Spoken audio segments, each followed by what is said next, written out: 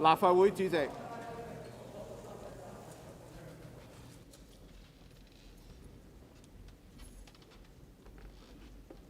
The President.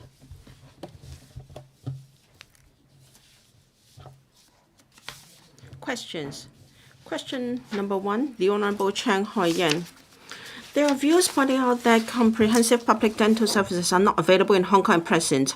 When members of the public have oral health problems, they need to seek consultation from private dental clinics which charge exorbitant fees or wait for general public dental services which have limited quotas and only provide basic treatments such as tooth extraction and pain relief. Besides, the service targets of the school dental care service of the Department of Health are limited to primary school students and students under the age of 18 who are studying in special schools.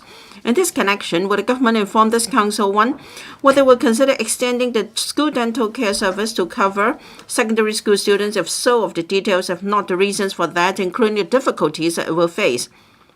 2, whether it will, by drawing reference from the model of the school dental care service, consider according priority to the provision of dental care services once a year for people in specific age groups, such as the elderly. If so, of the details and timetable, if not, the reasons for that, and whether it will consider drawing reference from the experience of overseas regions. For instance, the 80-20 movement introduced by the Japan authorities for helping its nationals to keep at least 20 natural teeth at the age of 80, so as to formulate the oral health policy and the development direction of dental services of Hong Kong. If so, of the details and timetable, if not, the reasons for that. Secretary for Food and Health. President, my reply to the question raised by the Honorable Chang Hoi-yen is as follows. Proper oral health habits are key to the effective prevention of dental diseases. As such, the government's policy on dental care seeks to raise public awareness of oral hygiene and oral health and encourage proper oral health habits through promotion and education, thereby improving oral health and preventing dental diseases. Dental care services in Hong Kong are mainly provided by the private sector and non-governmental organizations. In accordance with the prevailing policy, the government mainly undertakes publicity education, including the school dental care service, promotion of oral health, and provision of emergency dental services for the public, and takes forward initiatives targeting persons with special dental care needs. In particular, elderly persons with financial difficulties and persons with difficulties in accessing general dental services, such as the Outreach Dental Care Program for the Elderly and the Community Care Fund Elderly Dental Assistance Program. Elderly persons may also use vouchers under the Elderly Healthcare Voucher Scheme to receive public dental services. Moreover, the Oral Health Education Division of the Department of Health has implemented oral health promotion programs targeting different age groups and disseminated oral health information through different channels to raise public awareness of oral health and oral hygiene. In addition to the above measures, primary school students in Hong Kong, as well as students aged under 18 years old with intellectual disability and/or physical disabilities such as cerebral palsy, studying in special schools can join the SC of the DH to receive annual checkups at designated school dental clinics, which cover oral examination as well as basic restorative and preventive treatment. The SDCS also helps educate students about the importance of maintaining good oral hygiene and preventive care at an early stage. In each of the past 3 school years, over 94% of primary school students, that is more than 330,000 primary school students from ordinary or special schools, participated in the SDCS. To sustain the efforts made in primary schools, the OHED has launched a school-based program named Teens Teeth for secondary schools since 2005. Under this program, senior secondary school students are trained to promote and educate lower form schoolmates about the importance of oral health care and hygiene with the peer-led approach, and that is to train the trainers. Once students develop good dental care habits from childhood, especially when in primary schools, they can continue to protect their teeth on their own when they go to secondary schools and enter adulthood. Regarding setting oral health goals for Hong Kong, the Federation Dentaire International World Dental Federation, or FDI, and the World Health Organization, WHO, jointly established the first global oral health goals in 1981 to be achieved by 2000. A review of these goals revealed that while a majority of the world population has achieved or exceeded them, a significant proportion of the world's population still do not have the capability to achieve these goals. Therefore, in 2003, the FDI and WHO suggested the concept think globally, act locally, and considered that it would be more practical for different countries and regions to set their respective oral health goals that suit their situation.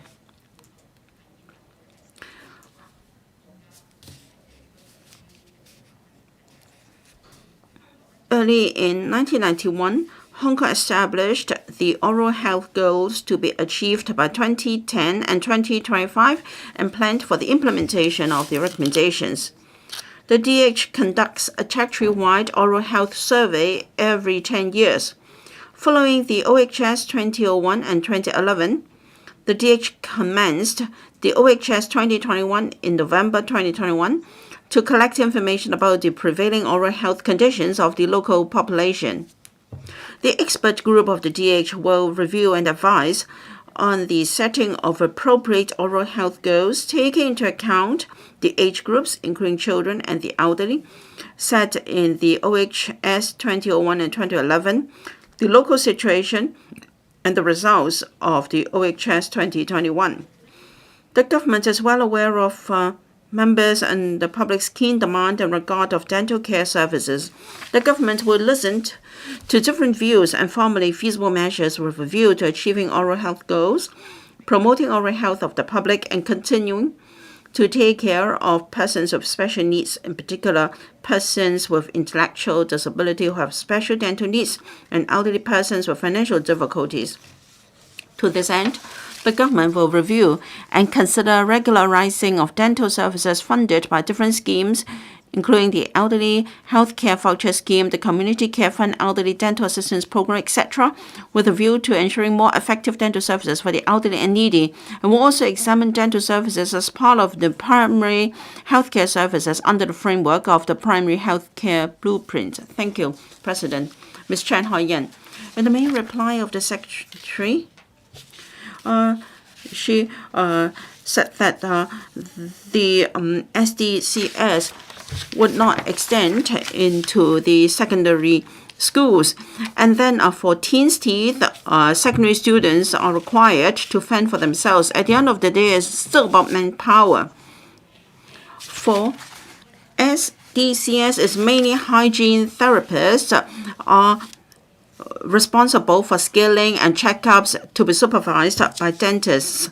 Now, for the dental profession, they are subject to a number of limitations, and these oral hygienists can only work in the Department of Health and to serve those who are under 18. And then the training quota is only about 10 per year. So the manpower is greatly limited. So can you review the grade and also structure and plan for training dental therapists under the DH? Can the scope of work be expanded so that they can provide dental services in the public sector? Secretary, Ms. Chen is very correct. Yes, our dental services are constrained by the manpower available because most dentists are serving in the private sector, and those serving in the public sector is limited. For dental therapists referred to by Ms. Chen, the current planning and training, the number of trainees per year is limited.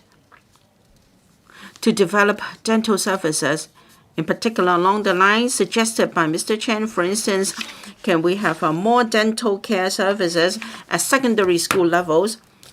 Now, if we can have more professionals, including dental therapists, in addition to dentists, I'm sure this will be conducive to further extension of dental care services. Earlier on, We already increased the quota of dental undergraduates from 50 to over 70 to quite a large extent, but of course it's still a drop in the ocean compared to the demand. Now for those quota added, these dentists will graduate this year, so we will have help. In the long run, I agree that we should explore the development of other professionals in the dental discipline so that we can expand our services. Ms. Sari Lee, Secretary, I believe this will be the last time you appear in Council and take our questions in the capacity of the Secretary for Food and Health. I'd like to thank you for your contribution and hard work, especially your job is difficult during the epidemic. You're willing to communicate with legislators, but I don't agree with each and every policy you have.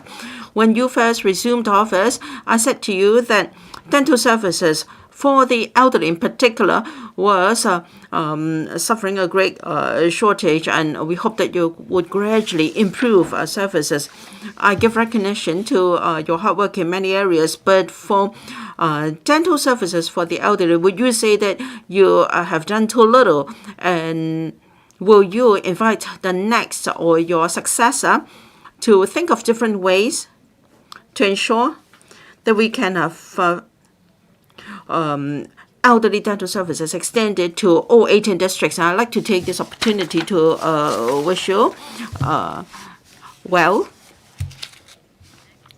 Thank you. Thank you for your kind words, Ms. Sari Lee. Yes, I do understand that Ms. Sari Lee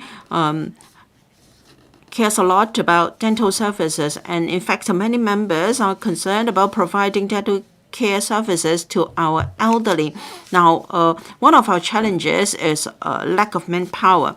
So at this stage, we can only focus our resources on those who have the greatest need and who have the greatest difficulties in getting services in the private sector.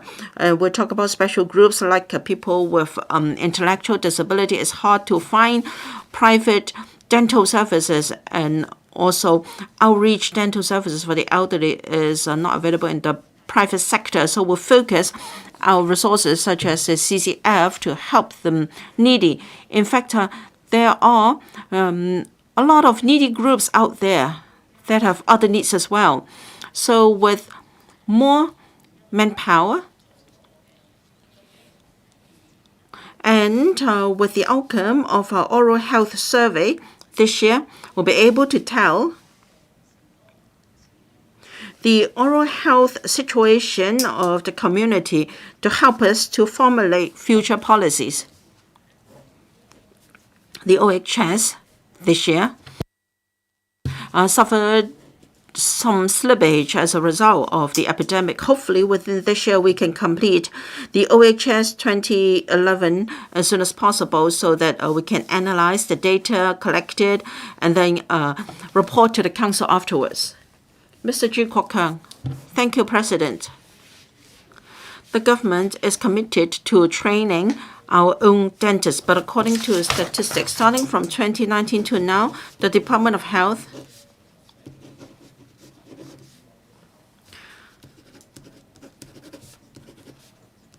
the strength of the dentist grade in DH dropped from 343 to 322 now.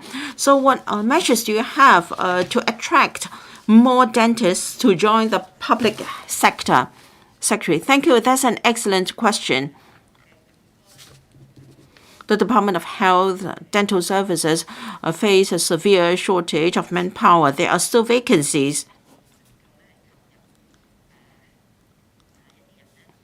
And the Department of Health hasn't been able to attract dentists to serve in the public sector. We have done our utmost. In addition to providing public dental services, we have used NGOs and also schemes such as the Community Care Fund to extend our dental services. Hopefully, outside the framework of the public sector, we can still more. And as for the elderly healthcare vouchers scheme, we understand that different people may have different needs, but we understand that many elderly persons have used the voucher scheme to buy private dental services. In the long run, of course, we have to discuss with the dental school of our university to encourage their graduates to join the public dental sector so that we can relieve the manpower shortage and we would not face continuous vacancies. I think this will have to be tackled. Dr. David Lam.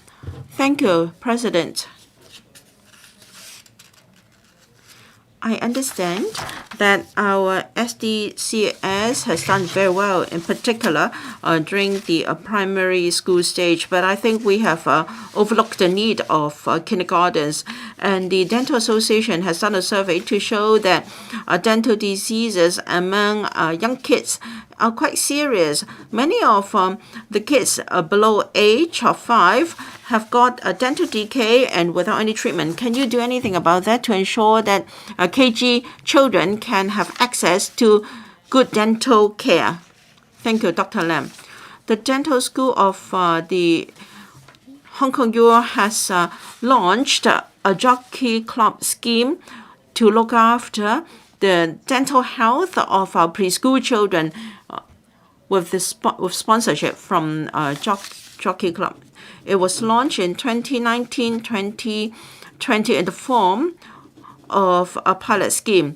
And then in 2021, it was extended to all KGs, serving over 180,000 KG kids. Free dental checkups are provided and also ways to control dental decay.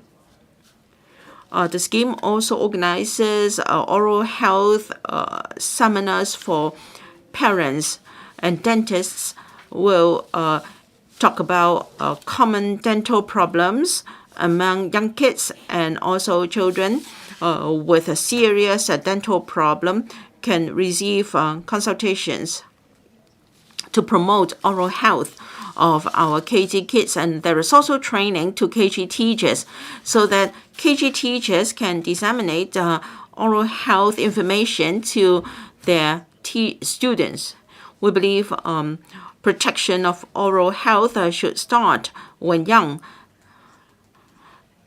If parents and teachers as well as the young kids can take part in protecting oral health, then their need for dental services will be greatly lessened. Mr. Edward Leong, I'd like to know how many elderly persons over 80 in Hong Kong still have 20 healthy natural teeth, and have we surveyed on this? If not, would that be done? Secretary, thank you. In my main reply, I mentioned that the DH will base on the OHS 2021, which will provide us with reliable data to work out the goals for 2030 and also to make recommendations to the administration. Now, the OHS 2021 was somehow delayed by the epidemic, and they've just resumed data collection. We cannot confirm when the survey can be completed, but hopefully within this year, so that come next year we can come up with recommendations. Thank you. Mr. K.K. Kwok. Mr. Kwok Wai-keung. Thank you. Private dentists are charging exorbitant fees for those in the low income bracket or earning minimum wages. They are not affordable. So we would like to have enhanced public dental services. Among the 39 dental clinics run by the government, only 11 provide general outpatient services for Eastern, Huaiqing, and Wangtaishin districts. The elderly population is high, and the number of the service quota is not sufficient, and many elderly persons have to queue up very early in the morning to get a chip. So, can you enhance dental services, outpatient dental services for these districts? Thank you. For existing general outpatient dental services, the challenges are very stiff because of wastage of dentists and the government. Vacancies are high.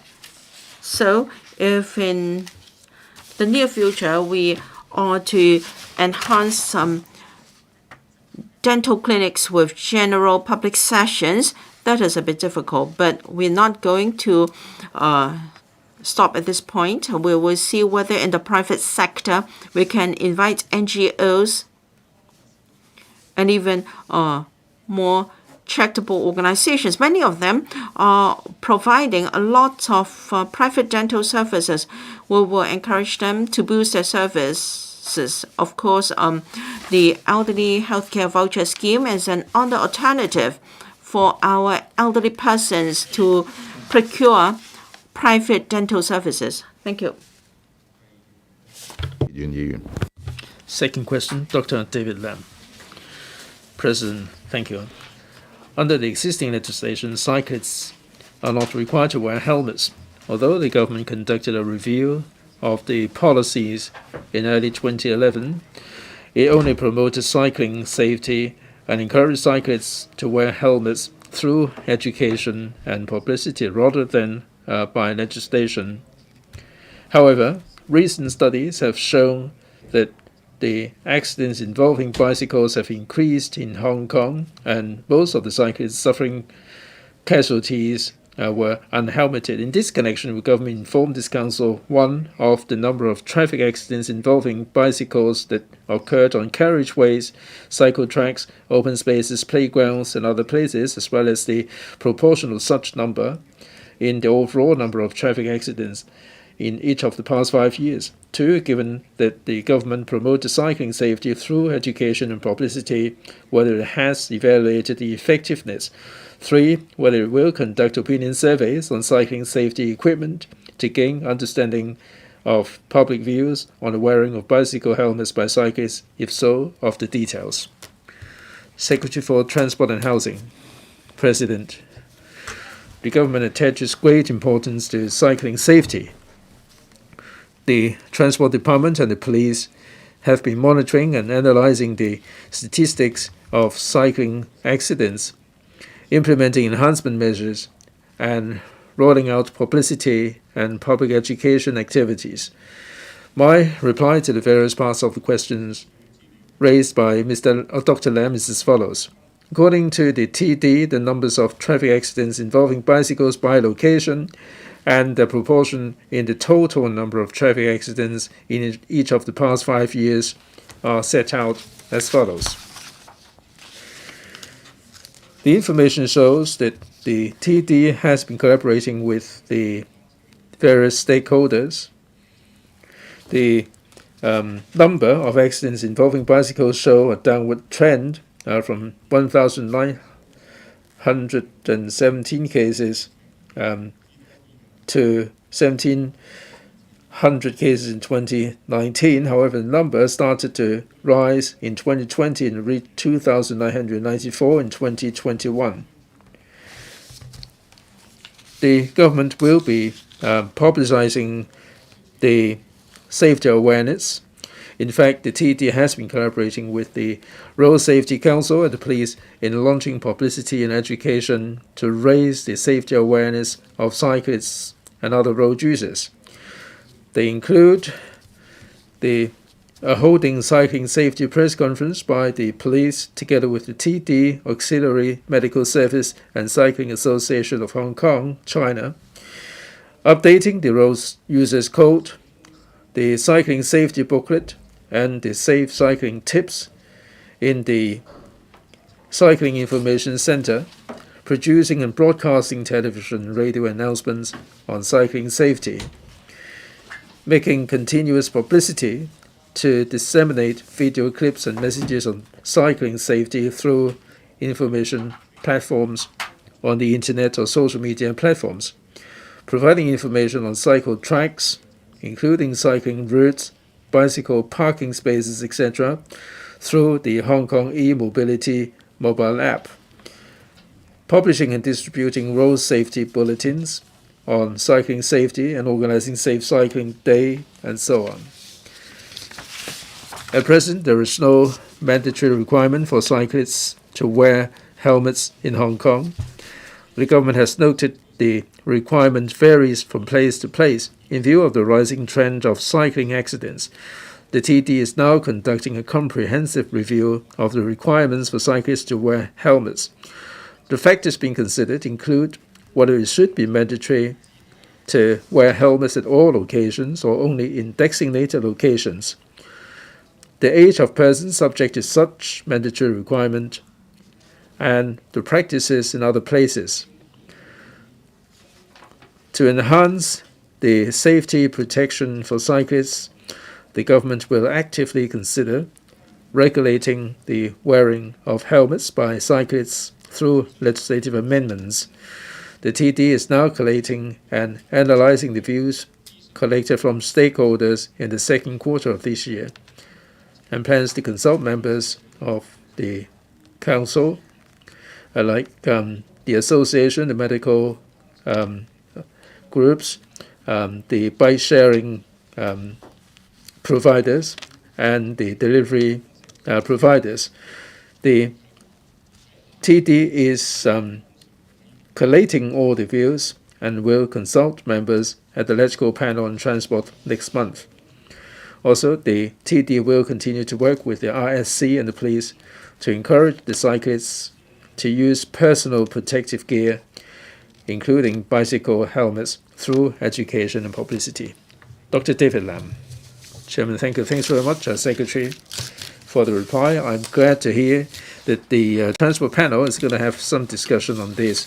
In his principal reply, the Secretary said that he would consider the location and the age of the cyclists that will have to wear the helmets. Are there any justifications that the rate of accidents or the severity of the accidents in certain locations are so serious that you will mandate helmets in certain locations? The helmets would protect the cyclists better at low speed than at high speed. Even for a child, if he or she falls over, it would cause brain hemorrhage. And also in cycling park, where there are many people cycling, it may not be any safer than on the road. Children are not fully developed in the skull, and they are liable to sustain serious injuries, and the same can be said about elderly people. If they fall off the bike, it will cause severe injury. So will the administration tell us, when you consider the location and the age, what are the criteria do you have in mind in considering this? Secretary, Chairman, President, in other parts of the world, they do have different requirements in Sweden and the US and Canada. Every cyclist will have to wear the helmet. But in Singapore, cycling on the road will require the wearing of the helmet. In Hong Kong, we have different traffic situation in different locations, and the road conditions are different. So we have to have regard the actual circumstances in Hong Kong. If we do it by age, over the recent past, from 2021 onwards, we have seen the 19 to 29-year-olds and 40 to 59-year-olds who are liable to suffer from injuries. Now, the injuries also happen to children as well, like Dr. Lam said, that the young people or children are less developed in their skulls and are liable to sustain injuries. And from the statistics, we can also observe a trend. In 2021, we have 2,994.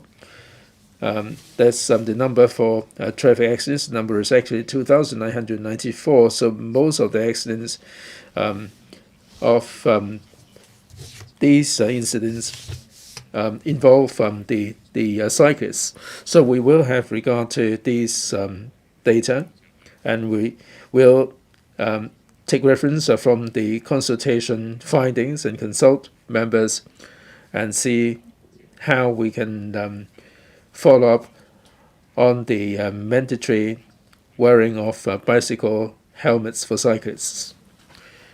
Mr. Vincent Cheng. Chairman, thank you. I'd like to take this opportunity to thank the Secretary for his contribution in his bureau. He has done a lot of work in terms of housing and transport. I wish you best of luck in the days to come. I am a bicycle enthusiast myself, but the accidents seem to be increasing. In the principal reply, the traffic accidents on road space 229 to 1,200 from 2017 to now, about four-fold increase. Now there are more and more professional cyclists that are using the road, and also the delivery people are also using the road space. I agree with Dr. Lam that we should consider legislating for the wearing of helmets for cyclists. But for the road space, in particular the black spots, perhaps something should be done about it. In particular, like the Qing Lantau Expressway and so on. You should do something about it. Secretary, cycling is pretty popular these days as an activity. I also do some cycling myself. So cycling safety is important. I remember a friend of mine who's working in the Prince of Wales Hospital, he said that when you cycle, you have to wear the seatbelt for safety's sake. So I share Mr. Cheng's view in this regard. As to the cycling track and also on roads where there are sharp bends, we should enhance the publicity. We should erect the signboard. I mean, this is something that the TD has been doing. We will be stepping up the inspection, and when necessary, we will be improving the warning sign so that Hong Kong residents and overseas visitors can enjoy cycling in Hong Kong in a safe manner. Reverend Peter Kuhn, President, I'm sure we attach a lot of importance to road safety, in particular the cyclists. It was suggested some years ago that the bicycles should be licensed. The bicycles on the road do not come with any licenses. We're not trying to lodge complaints about the bicycles, but in fact, the situation is a little bit chaotic when people are using the bicycles. Perhaps you might wish to enlighten us on this one. Secretary, thanks very much, Reverend Kuhn, for the comments. Now, with regard to licensing of the bicycles, there is no registration system in Hong Kong. We don't know about the exact number of bicycles. We also have the bike sharing system. I appreciate Reverend Kuhn's concerns about bicycle safety and his suggestion in this regard. We will have a look at this suggestion we looked at the practices in other parts of the world, and licensing the bicycle is not a common practice. But anyhow, we are prepared to have a look at this suggestion. But anyway, there will be challenges in this area. Mr. Kenneth Fogg, Chairman. The wearing of helmets certainly would minimize the injuries. Now, it is important for cyclists to wear their helmets. Now, I'd like to say something on behalf of the sector, in particular the Cycling Association. There are some indoor cycling activities that if you mandate the wearing of the helmets, it would certainly impede the performance. I think if this is going to be done, we have to consult the trade, and I am also involved in cycling on the cycle track. Now, people may be cycling as a form of transport. If you are cycling for daily commute, and if you have to carry the helmet around with you, it will cause quite a bit of inconvenience. So, would there be any storage facilities to make it convenient for the cyclists? I hope that there will not be any across-the-board arrangement. If this is going to be brought in, you should talk with the trade. Secretary, thanks very much, Mr. Fogg. Indeed, the requirement of wearing helmet for cycling, this is something that we will consider in a solemn manner. Like Mr. Fogg said, for indoor bicycle performances, we have to be pragmatic. Do we have to grant exemption, or should we have differential treatment? We will consider this in our consideration. Now, if people are cycling for the last mile commute, we hope that from the safety point of view, since we agree that there might be a possibility of going down the legislative path for the cyclists to wear the helmet, if we do it for safety's sake, we would very much hope that people will bring along the helmet with them. Of course, they can put away the helmet when they're off the bike. We hope that, depending on different circumstances, we would discuss with the stakeholder and make the suitable arrangement. Mr. Frankie Yick, President, in his principal reply, we saw some statistics on the cycle tracks over the past 5 years. There has been an increase of 75% on carriageways, 47.4%. The cycle tracks, we understand because of the pandemic, people are out and about cycling. Now, for carriageways, as Mr. Vincent Cheng said, maybe more delivery people are using the carriageways. Dr. Lam is concerned about how we can minimize the serious injuries of the cyclists. My concern is to minimize the number of bicycle accidents. Now, for these delivery people, they don't have any lighting on the bicycles, and they are running through the red light sometimes. I'm not sure whether you have any accident numbers in the morning and in the evening. Also, there are a lot of unauthorized motorized vehicles or bicycles that are involved in delivery. How are you going to address this particular issue? Secretary? Well, concerning the use of bicycles for delivery, under the road traffic ordinance, there is some restriction. If someone is recklessly riding a bike on the road, or if someone is riding a bicycle under the influence of alcohol, there will be there are provisions under the law.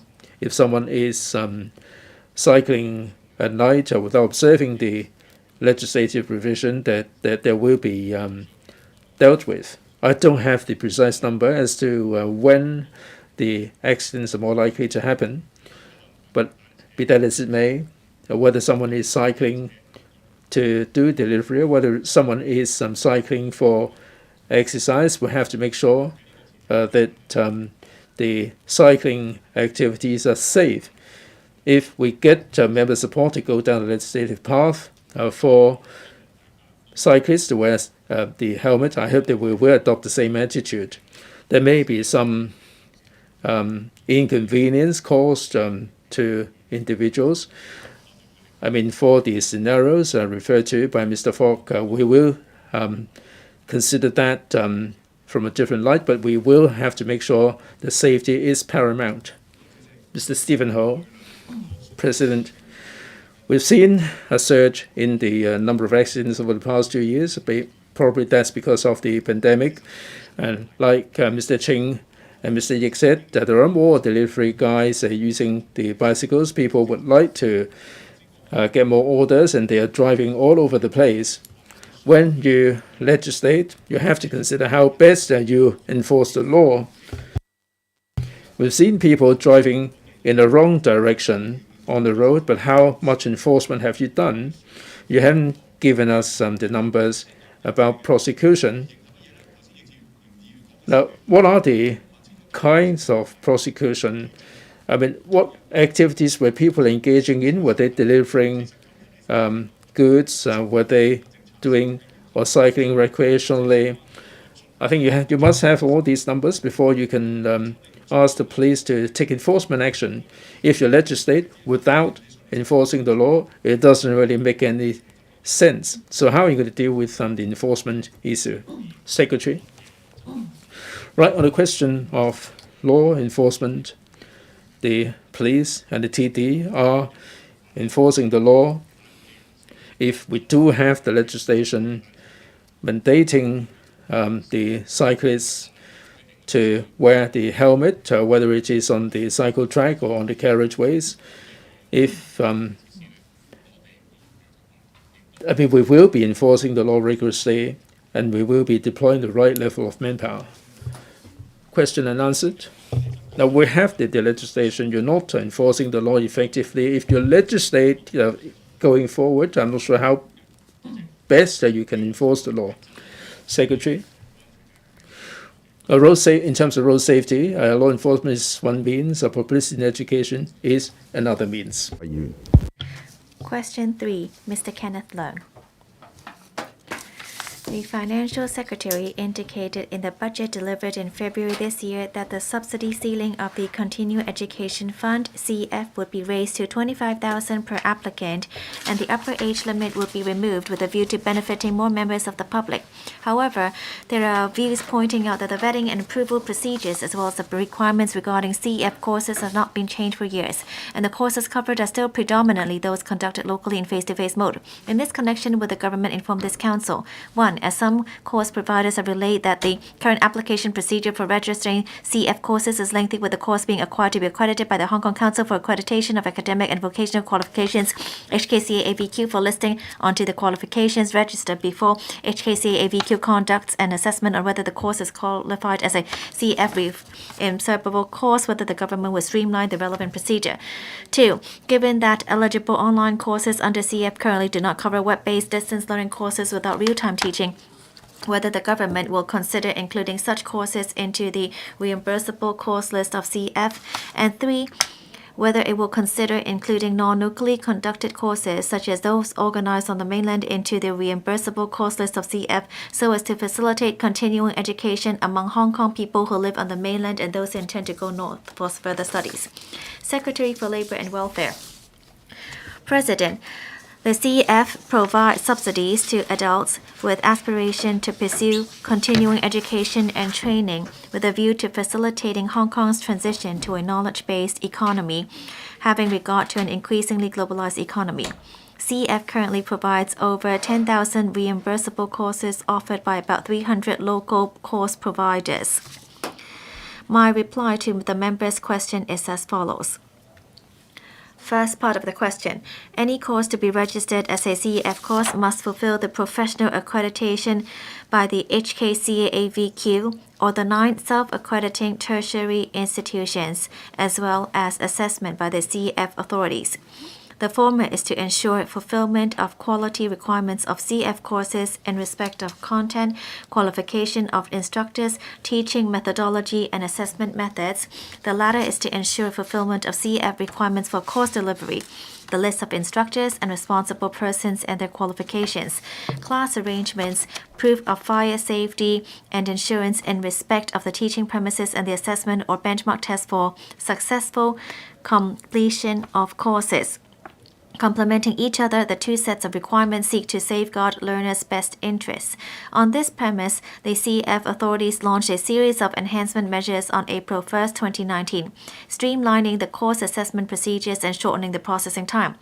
HKCAVQ has also offered facilitation measures to allow course providers the option to combine the applications for accreditation under the qualifications framework and assessment of CF course registration to further shorten the processing time for course registration under CF.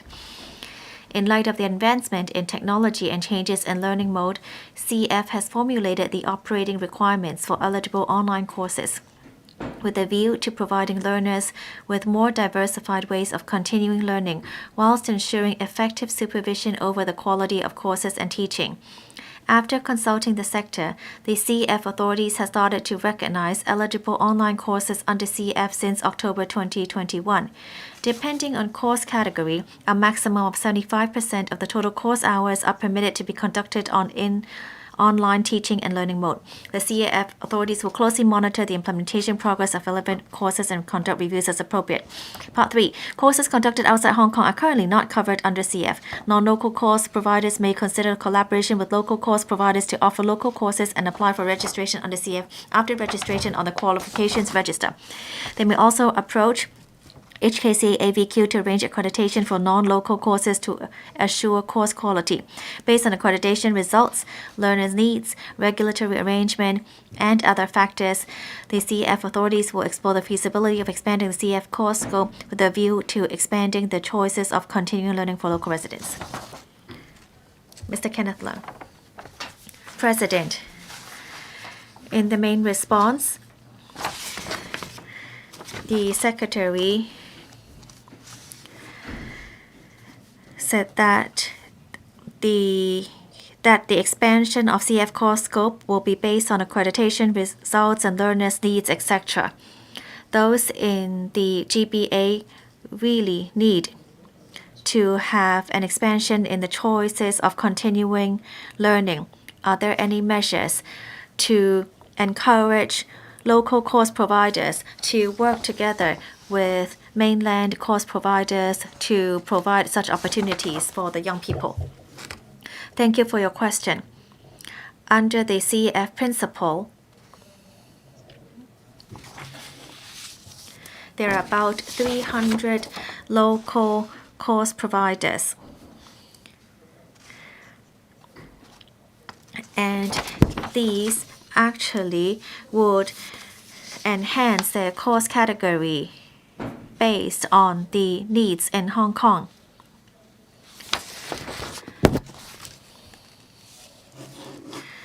Some courses may be in collaboration with GBA, and I am sure that these would go under our accreditation very soon. Our mechanism is very flexible in general. Thank you, President. Mr. An Man Yu. Thank you, President. The government invests heavily in CEF and retraining board every year. However, we see that many courses are repetitive. For example, the security guard courses. And we see that there are a huge number of courses for security guards. Would the government try to enhance the division of work and then to set up a collaboration model to try to analyze the needs in the market and then to use the analysis results to set up a more comprehensive framework for to cater to the needs in the market. Secretary, thank you for your question and thank you for your concern. This issue has actually been reviewed over and over again in the last 30 years. We have worked with the VTC and also the CF authorities in our collaboration. We look at the operation and the role these course providers play in the market. Although on the surface, these courses may seem similar. However, there may be different motivation, and under the Continuing Education Fund, we see more people on the job who wants to step up their skills further. And in the retraining board, we provide courses that are linked to job opportunities. Therefore, the functions and nature of the courses are a bit different. They may seem similar on the surface, but then they cater to the different needs on the market. And at this moment, we do not see any main issue because not many people would go for a CEF course and at the same time go for ERB course. Mr. Chen Pui-leung, President.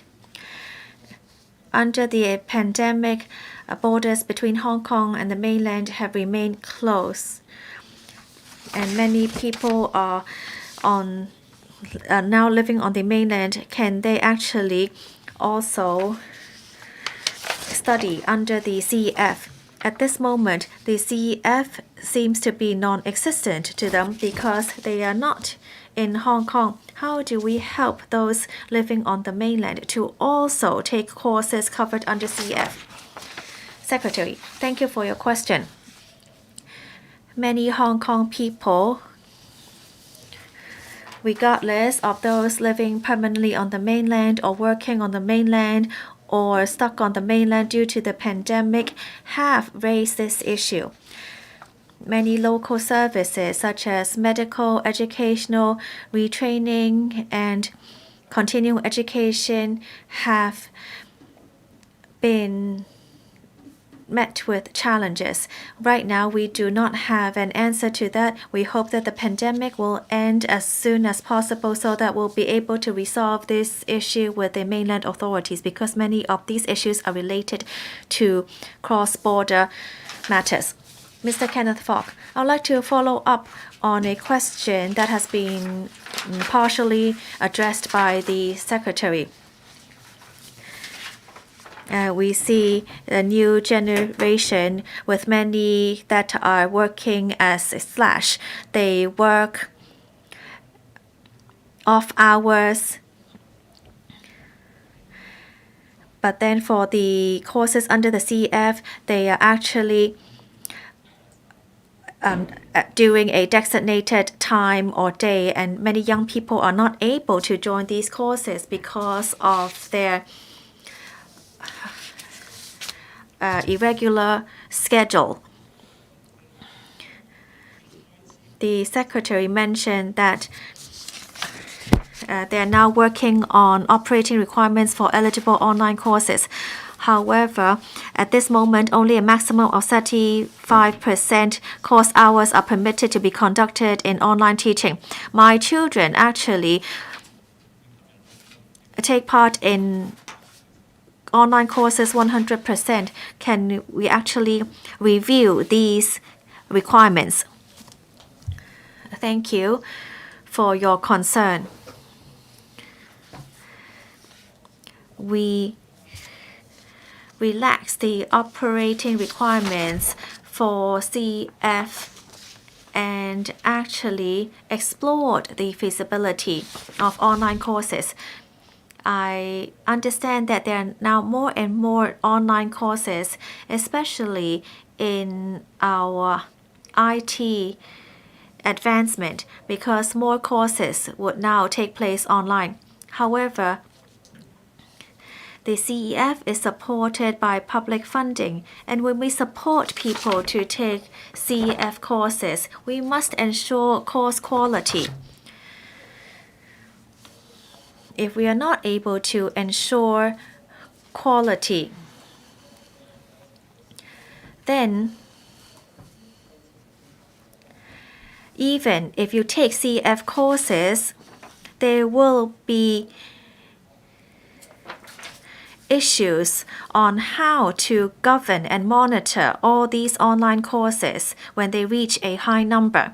Therefore, 100% course hours to be conducted in online teaching and learning mode, we are still working on it because we believe that a hybrid model would be more suitable. We are hoping to further relax it a bit.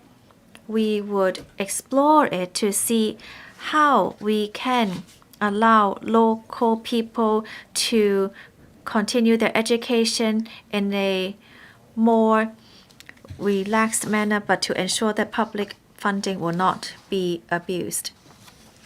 Dr. Teck Chi-Yun. Thank you, President. I also like to first express my gratitude to the Secretary for your hard work in the social welfare sector. In the past few years, we have been focusing on gerontechnology. We hope to help old people to understand more about technology and to apply it to their daily lives to improve their lifestyle. Would the government use the CEF to help promote gerontechnology to help the elderly improve their lives? Thank you for your question. At this moment, we do not see how gerontechnology can connect with the education fund. However, we have already removed the age limit under the budget. So for old people who would like to further their studies, it is possible. However, I don't think you need to take a course because many of the technology is now user-friendly. Mr. Im Kong. President,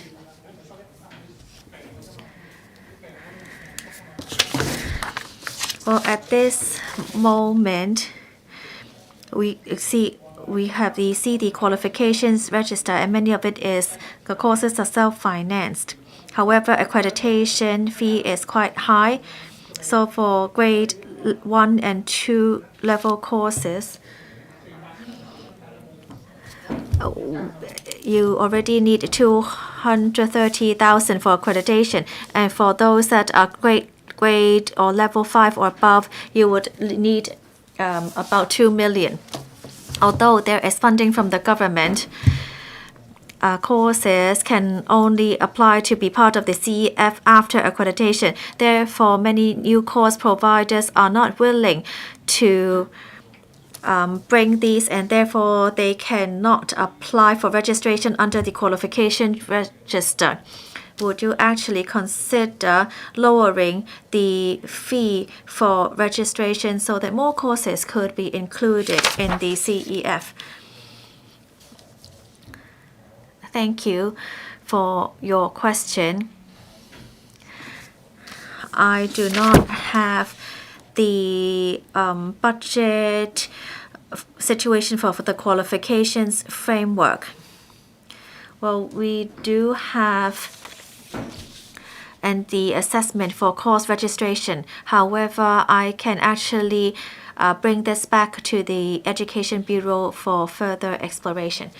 Dr. Chow Man Kwong, President, in order to help our economy transition and to ensure that there are jobs available for those in need,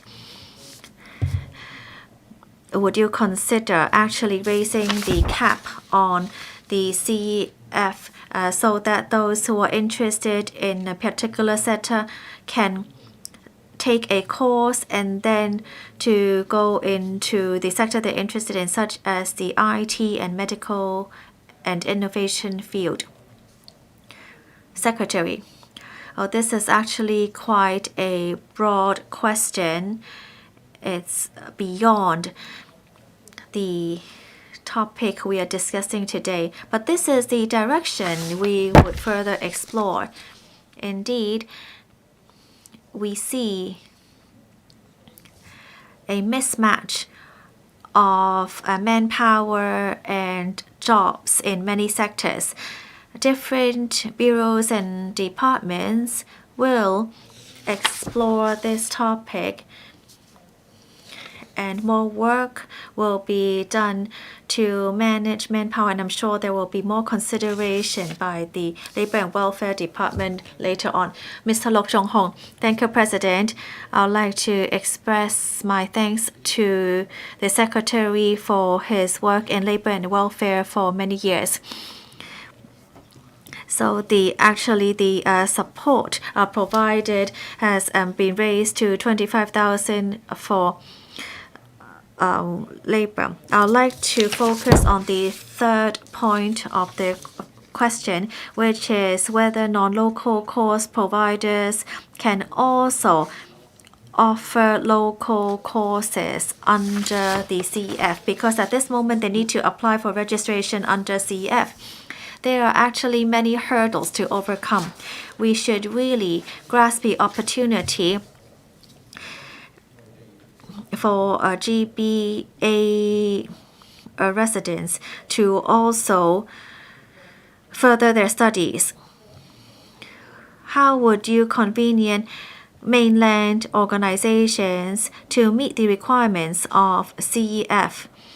Can they actually set up sort of like a tertiary institute in Hong Kong so that they'll be able to arrange for accreditation more easily, and then so Hong Kong people will be able to receive the fund when they apply for those courses? Well, I believe this is a comment and not a question.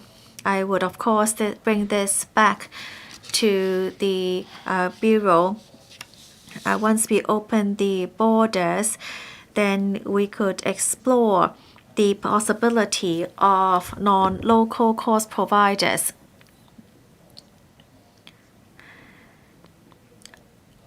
We would, of course, try to make changes to our mechanism to also include those courses. Mr. Yu Pak Leung, is your phone ringing? Oh, thank you, Chairman.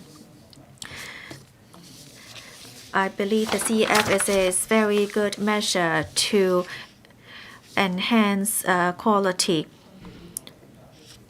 and learning in Hong Kongers. However, we must ensure the quality of the courses. Very often, when the accreditation is not successful and they're not able to register under CEF, they do not know what went wrong. Can you enhance transparency so that at least the courses will know how to improve?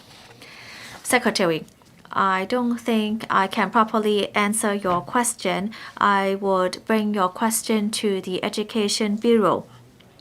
However, in my understanding, the HKCAAVQ continues to work on exchanges and communication with different organizations to ensure that when they want to have a course accredited, they would be able to meet the requirements. But I would, of course, bring this back.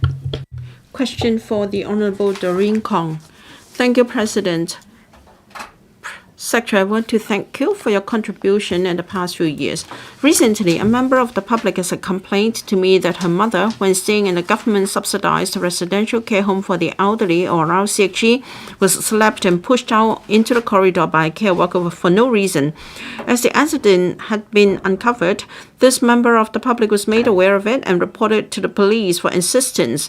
Some members of the public are concerned that the incident is just the tip of an iceberg and there may be an elderly version of the suspected child abuse incident of the children's residential home. Regarding the service quality of RCHEs, will the government inform this council, 1, whether it has conducted regular inspections and unscheduled surprise inspections on subsidized RCHEs, and whether it has required such RCHEs to install closed-circuit television cameras in residents' homes and other areas to facilitate monitoring of the service quality of such RCHEs.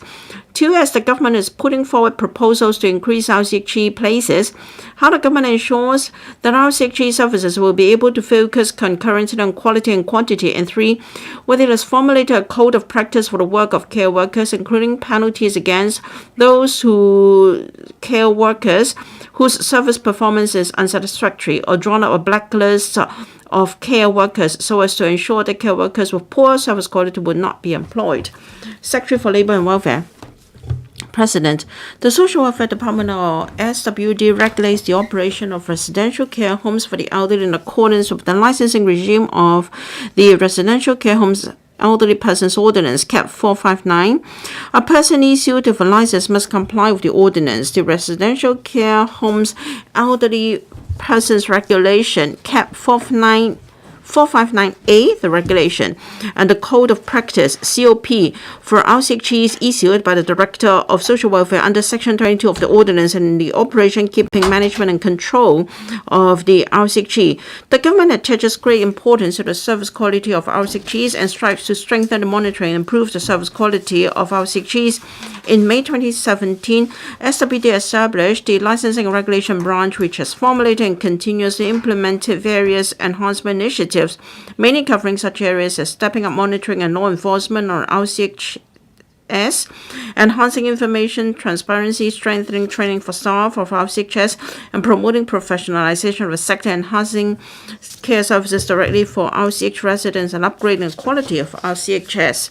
The 4 professional inspectorate teams of the Licensing Office of the Residential Care Homes for the Elderly, namely the Social Welfare Inspectorate Team, Health Inspectorate Team, Building Safety Inspectorate Team, and Fire Safety Inspectorate Team, set up under the Licensing Regulation Branch, conduct surprise inspections to RCHEs at different times during office and non-office hours, so as to monitor and regulate the operation, management, and services of the RCHEs. If an RCHE is found to have failed to comply with the licensing requirements or had issues of non-compliance, SWD will issue advisory letter, warning, or written direction to the RCHE according to the nature and severity of the non-compliance issues. If the RCHE continues to fail to make any improvement, SWD will consider instigating prosecution actions according to the aforementioned legislation. In addition, to ensure the safety of residents, the COP for RCHEs advises that RCHEs should provide suitable security facilities, such as the installation of CCTV in compliance with the guidelines on CCTV surveillance, use of drones issued by the Privacy Commissioner of Personal Data to step up monitoring of the operation of RCHEs.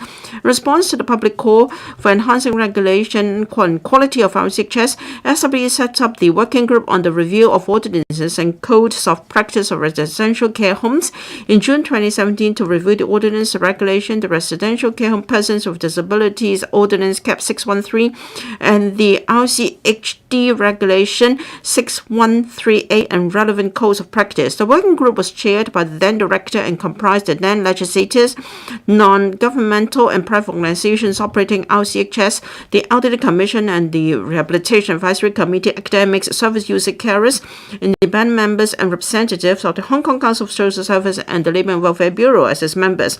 The working group completed its review in May 2019 and put forward 90 recommendations.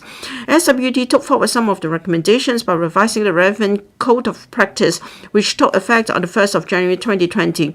A few other recommendations confirmed that the prevailing requirements did not require any change, and the remaining recommendations would involve staffing of RCHS, area of floor space per resident, accountability of operators, registration system for home managers and health workers, provision of care services and penalties need to be implemented by amending the relevant legislation.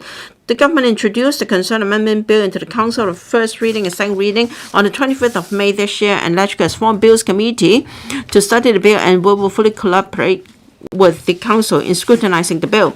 The regulation stipulates the minimum staffing requirements of each type of staff, including nurses, health workers, care workers, etc. Among the different types of staff, health workers must have completed a training course approved by the director in writing in accordance with the regulation in order to apply to SWD for registration as a health worker for employment at an RCH.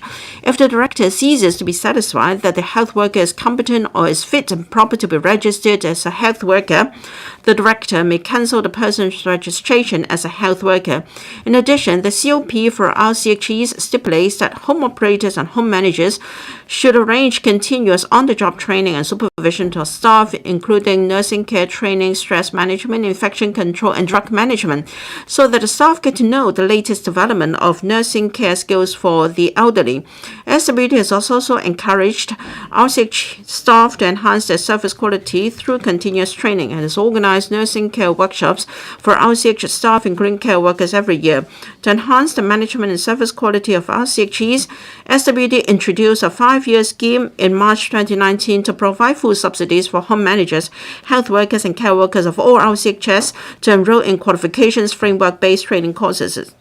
SWD is conducting investigation of the incident, and RCHs alleged improperly taking care of a resident mentioned the question, and should there be any proven case of non-compliance, it will be taken very seriously. Thank you. Ms. Kwong, thank you for your reply, Secretary. Now, according to the sector, during the last few years of epidemic, RCHs will always be informed by phone before an inspection so that they can be prepared. And if they are short of staff, they can borrow staff from other RCHs. That means no surprise visit was done in the last 2 years. Is that true? If it is not, I'd like to know the number of surprise visits done in the past 2 years. Thank you. President, the fact it is, surprise visits continue to take place, and I have to find the relevant information required by Ms. Kong. In the interest of time, I think I can supply a supplementary paper afterwards. Mr. Chen Yong, thank you. President, I also like to thank the Secretary for his service in the past few years. Now we want to avoid elderly abuse. And the Secretary's reply mentioned surprise visits and also enhanced training for staff.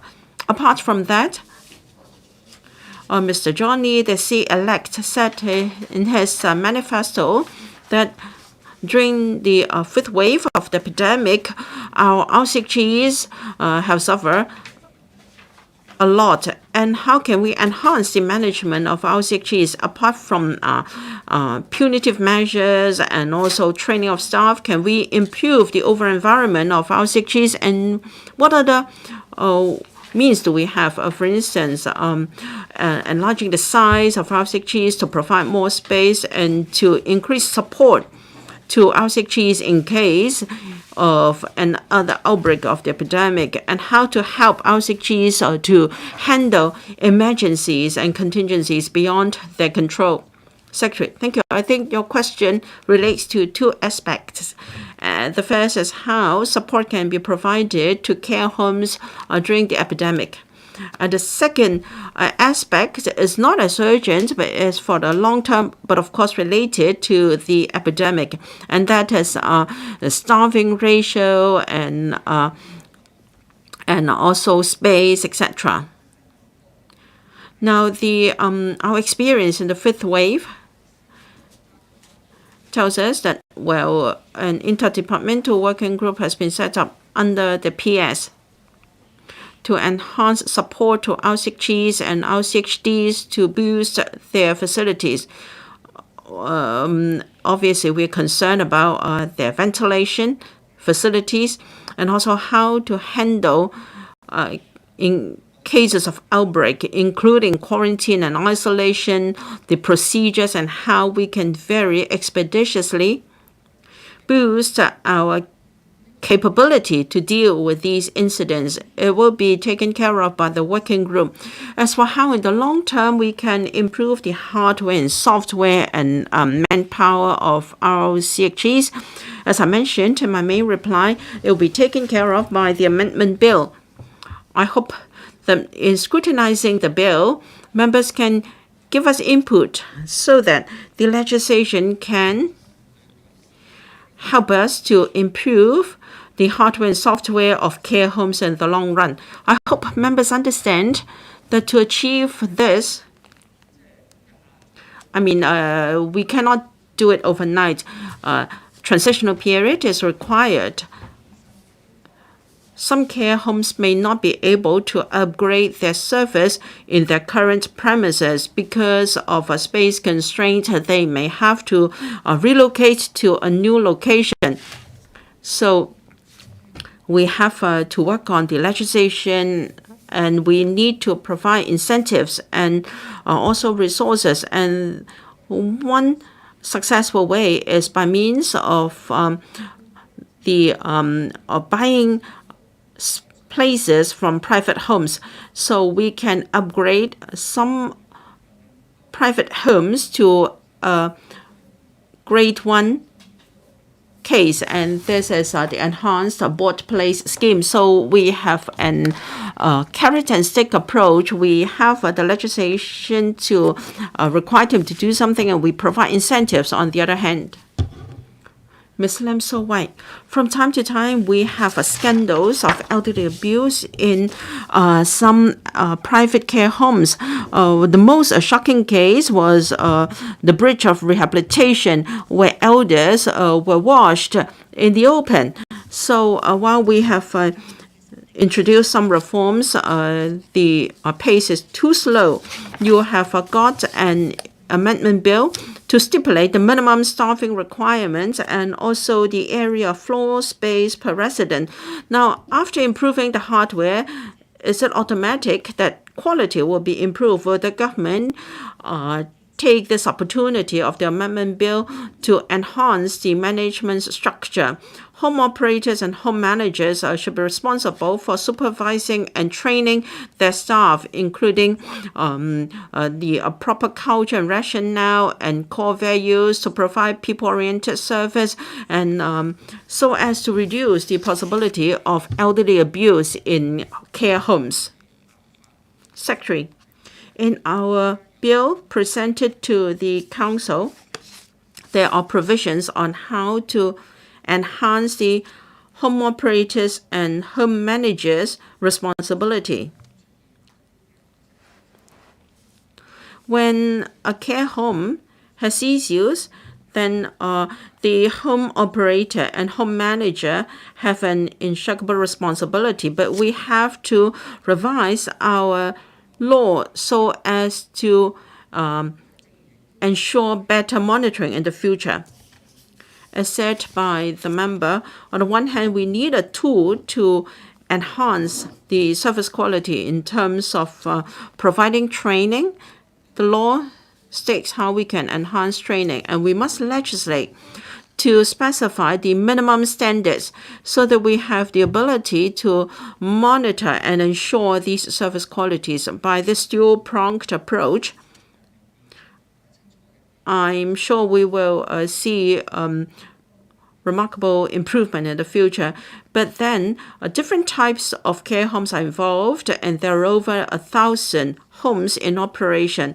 It takes time to come to a consensus of stakeholders so that we can make progress. I'm grateful to stakeholders for exploring with us in the past few years, because these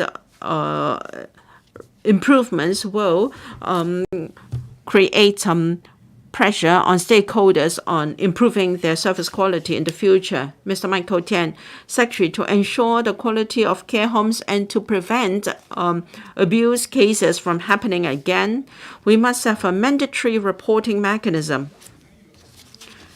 Well, after the residential children's homes incident, the government has agreed that a mandatory reporting mechanism be set up for child abuse. Now, if we have an arrangement for child abuse, why don't we have a similar mandatory reporting mechanism of elderly abuse in care homes, so that the staff members can monitor one another? Just one more sentence. You may have CCTVs and also inspections, where at the end of the day, nobody gets punished and we cannot hold anyone to account. So the most important thing in your bill is to introduce a mandatory reporting mechanism. Can the same system be set up in care homes to prevent further abuse of our elderly persons? Now, when we consulted the Council on the mandatory reporting mechanism of child abuse, we mentioned the priorities as well as the time frame. It's true that we can legislate to put in place a mandatory reporting scheme covering all the disadvantaged groups, such as people with disabilities and also the frail elderly. If we are to do that, then the scope would be much wider. And then the legislative time frame will be longer. And we have to accord priority to prevention of child abuse. Now, if we want to have a mandatory reporting mechanism for elderly abuse in care homes, I think we have to extend the scope to cover elderly in the community as well. And that would take time for us to examine. Mr. Andrew Lam, in addition to regular inspections and unannounced inspection, now, for the most infamous case, it was only made known when time was due for a renewal of license. Well, we have got an amendment bill introduced, and it's about taking the home operators, holding them accountable. Now, after every visit, usually you will issue an advisory letter or warning, and even if you have a prosecution case, the penalty is just a fine. How can you ensure that your bill will have a deterrent effect? And I'd like to know the actual difficulties faced by the administration. We have to look at what kind of care homes are we talking about. When it comes to the issue of an advisory letter or a demerit being recorded, now all the records will be announced, and if you are looking for a private home, you will see that record, and this degree of transparency can allow public scrutiny and monitoring. So in the amendment bill, we have raised the penalty and also take certain persons to account.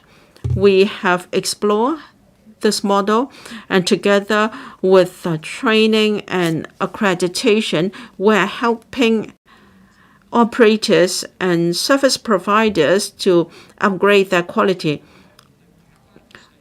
I think we all agree that at the end of the day, we have to be the gatekeeper. But basically, we want them to provide a high quality of service that is better than other remedial measures. I think training and prevention is always important. So we have been upgrading these areas even before the bill has been introduced.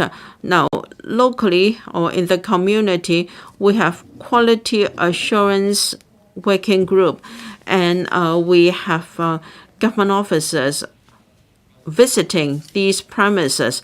This will help us to prevent the occurrence of unacceptable incidents. Dr. David Lam. Thank you, President. Now, for our RCHGs, I understand that we do not have enough manpower for this sector. There are difficulties both in recruitment and retention. I understand that from care workers to health workers, the latter have to receive over 290 hours of training. That is quite comprehensive. Can you make it more professional so that they don't have to be always supervised by nurses? In fact, they have already got ample training.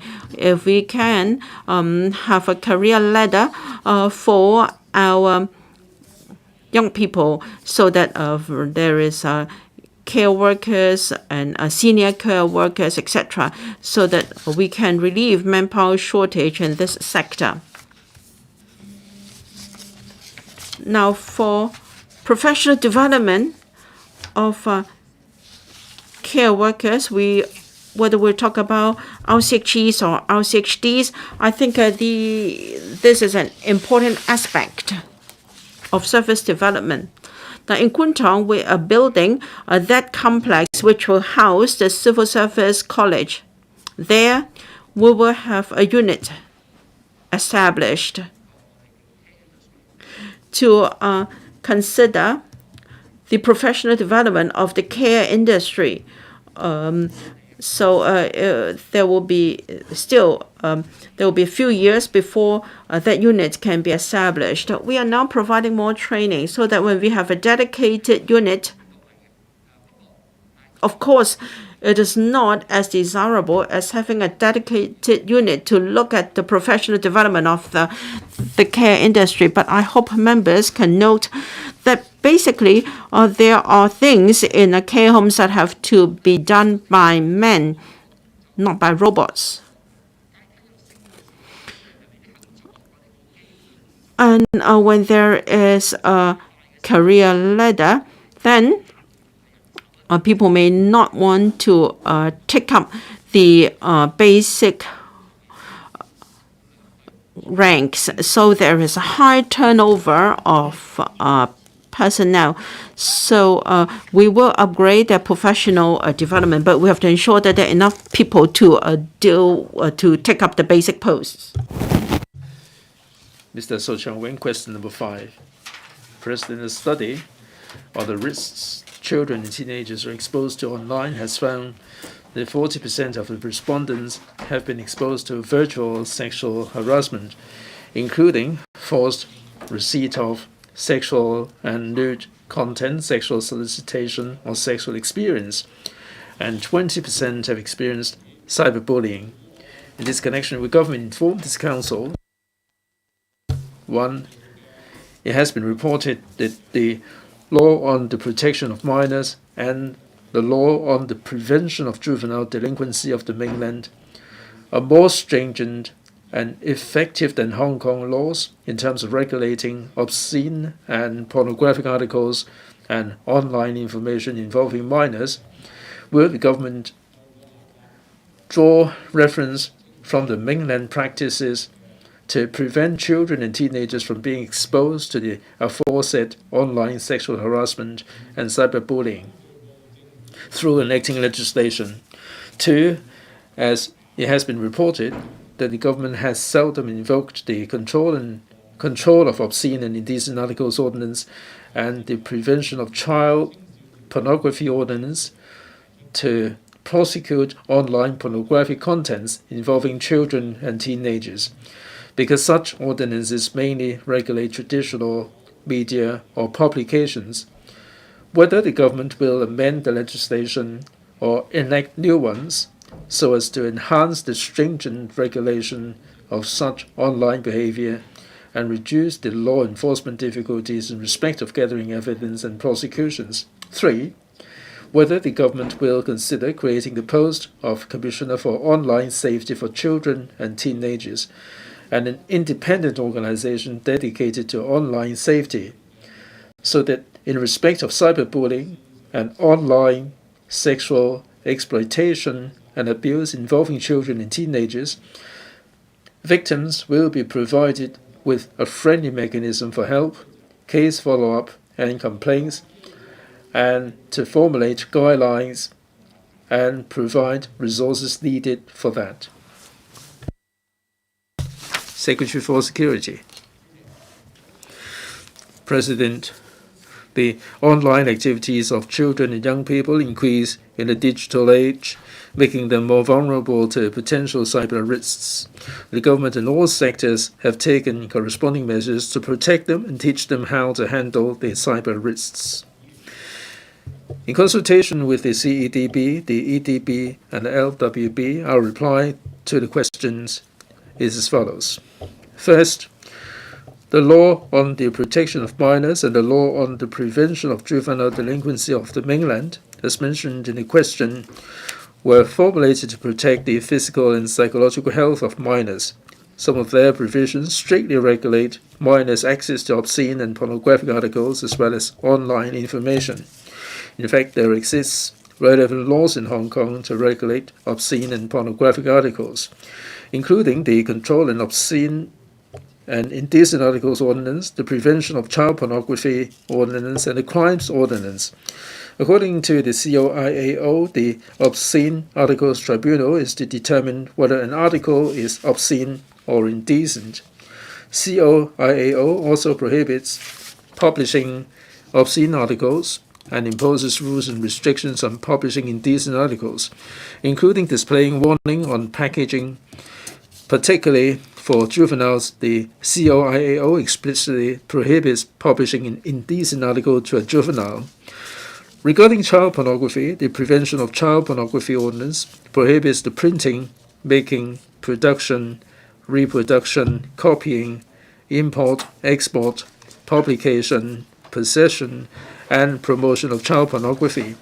There are also clear provisions in the Crimes Ordinance to criminalize the procurement or offer of persons under 18 for making pornography or for live pornographic performances, as well as the publication of images originating from the commission of unlawful recording of intimate parts and publication of intimate images without consent.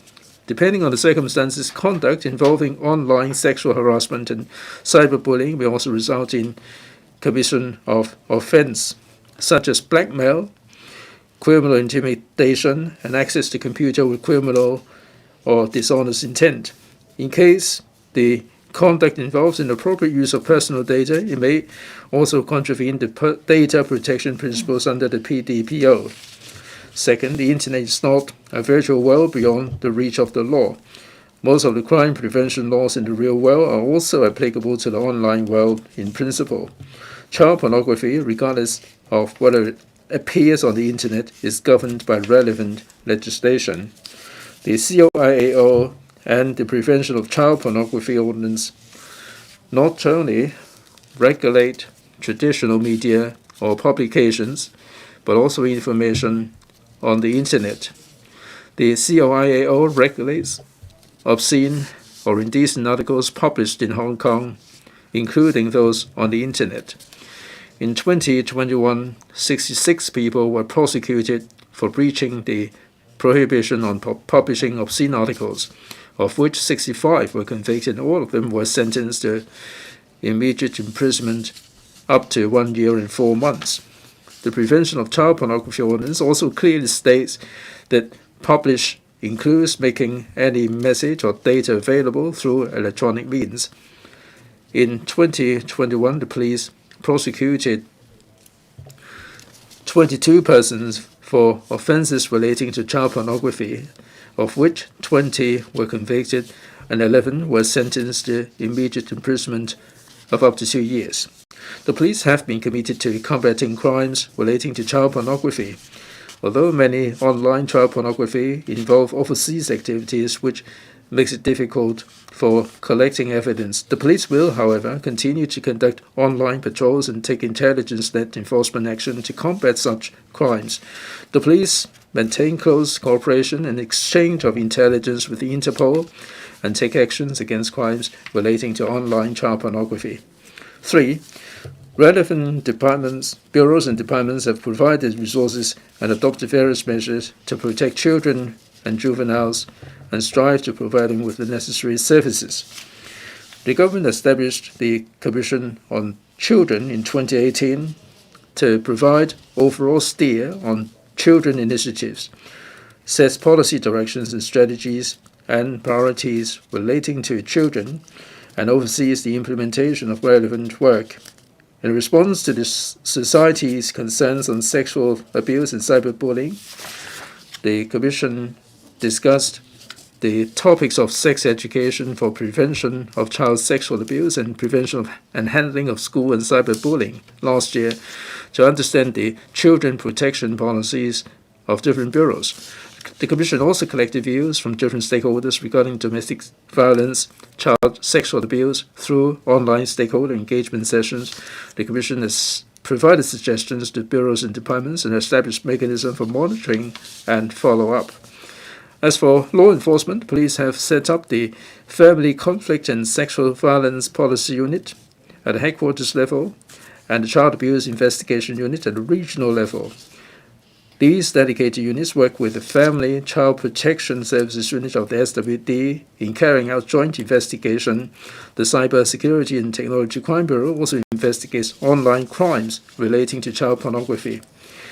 In addition, the EDB has all along adopted a zero-tolerance policy on school bullying and formulated reporting channels and procedures with highly transparent monitoring mechanism and following up on bullying incident in a proactive manner.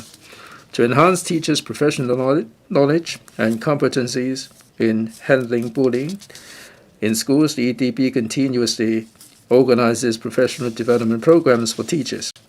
To further strengthen the work, the CE announced in the 2021 policy address that the government would take forward legislation on mandatory reporting mechanism on child abuse for early identification of suspected cases. The government has already commenced the preparatory work with view to introducing the bill to the Council in the first half of 2023.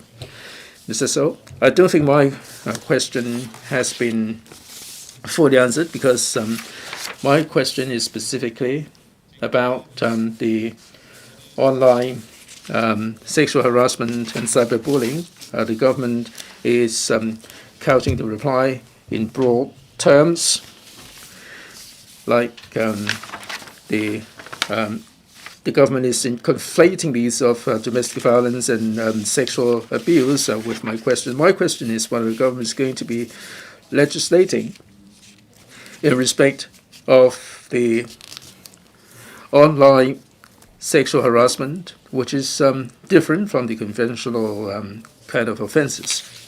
Secretary, under the existing law, we're not merely tackling the physical or traditional child pornography, like the publications and newspapers, but also covering the technology, the internet as well. So we are looking into whether we should enhance the law. The legislation that I mentioned is sufficient to tackle the current situation, although we will keep this under review. Dr. Elizabeth Quat. Cyberbullying and sexual harassment are taking a severe toll on children. In many parts of the world, they do have targeted legislation to tackle these crimes. In the U.S., for example, in the year 2000, they have the Online Children Privacy Act to prevent the collection of personal data. In Japan, they have the law on insult. Now, there were sumo wrestlers who committed suicide because of the online bullying, and they have ramped up the penalty. The LRC in Hong Kong, back in 2019, has published a report on sexual harassment. They proposed that people should be prevented from using the internet to lure young people into crimes or sexual crimes. Now, will the government be considering in a targeted way going down the legislative path to enhance the online safety of children? Secretary, in 2019, the LRC published the report on sex crimes. There are 70 specific legislative amendment recommendations. This provides a very good basis for reviewing the legislation. There are some guiding principles, like principles on protection, the protection of the vulnerable people like minors. And also there are recommendations regarding lowering the age of 16 for protection and imposing certain liability on the relevant people, and also the offenses of luring children into sexual crimes and so on. We will be studying the LRC recommendations, having regard to other jurisdictions, and decide on the best legislation for Hong Kong. In 2021, the Chief Executive announced in the policy address that there will be a legislation regarding the mandatory reporting mechanism of child abuse. Where possible, we will try to improve the legislation. Ms. Doreen Kong, President, in other parts of the world, there are laws regarding sexual harassment and cyberbullying. The law would say that if the vulnerable group is involved, the penalty would be correspondingly increased. Now, because of the increasing online cyberbullying and sexual harassment, will the government consider increasing the penalty? Secretary, as I said, the LRC published in 2019 the report on sex crimes. It mentions that in relation to children sex crimes and luring children into sex crimes, we will consider these recommendations altogether. Mr. Kenneth Leung, President, in his principal reply, the Secretary said that in schools, the teachers will be equipped with better knowledge about cyberbullying, and there will be more support for the teachers. In terms of schools, you refer to all these measures, but what about the cyberbullying outside schools? Are there any measures to step up the publicity about the parents to prevent cyberbullying? From statistics, 24 in 2017, and in 2020, the number has doubled. Now, what measures are being taken by the Bureau? Secretary? Well, in terms of cyberbullying or bullying at school, other than law enforcement, we also step up the education and publicity. The Education Bureau has all along adopted a zero-tolerance policy on school bullying. We asked the schools to adopt measures against bullying.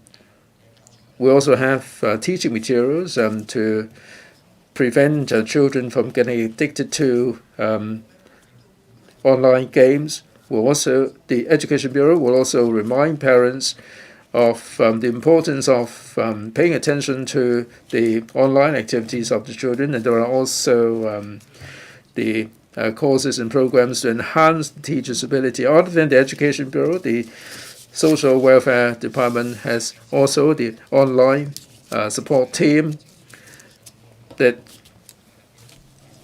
will get in touch with the youth at risk and provide the suitable counseling and support. On the part of the police, we produce the animation and APIs to remind young people of the danger of these cyber traps. We also have the children protection schemes. We have all these publicity campaigns to heighten people's awareness of the well-being of children and young people.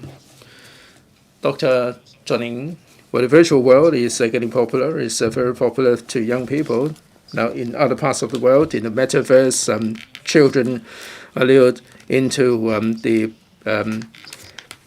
pornographic site, and all they need is to register, and then with the virtual reality, someone can download the details, and no one has to verify the age. The parents do have the obligation to look after their children, and they should not leave the children unattended in the virtual world. I mean, it's like the real world. It's an offense to leave children unattended at home. Other than publicity and education, will the government be regularly legislating against parents leaving their children unattended in the virtual world? Secretary, now for online crimes, they like in the real world, people cannot be absolved of any liability. I mentioned all these legislation, like the Prevention of Child Pornography Ordinance and the Control of Obscene and Indecent Articles Ordinance. They also apply in the virtual world. Now we have the Internet Service Provider Association that has formulated the guidelines regarding the publication of obscene and indecent articles. And for certain websites, if they are of an indecent nature, there should be some warning published. And if they are obscene and so on, the accounts can be removed as a means to protect young people. Now, for parents, of course, parents have to guide their children in relation to the online activities in extreme situation.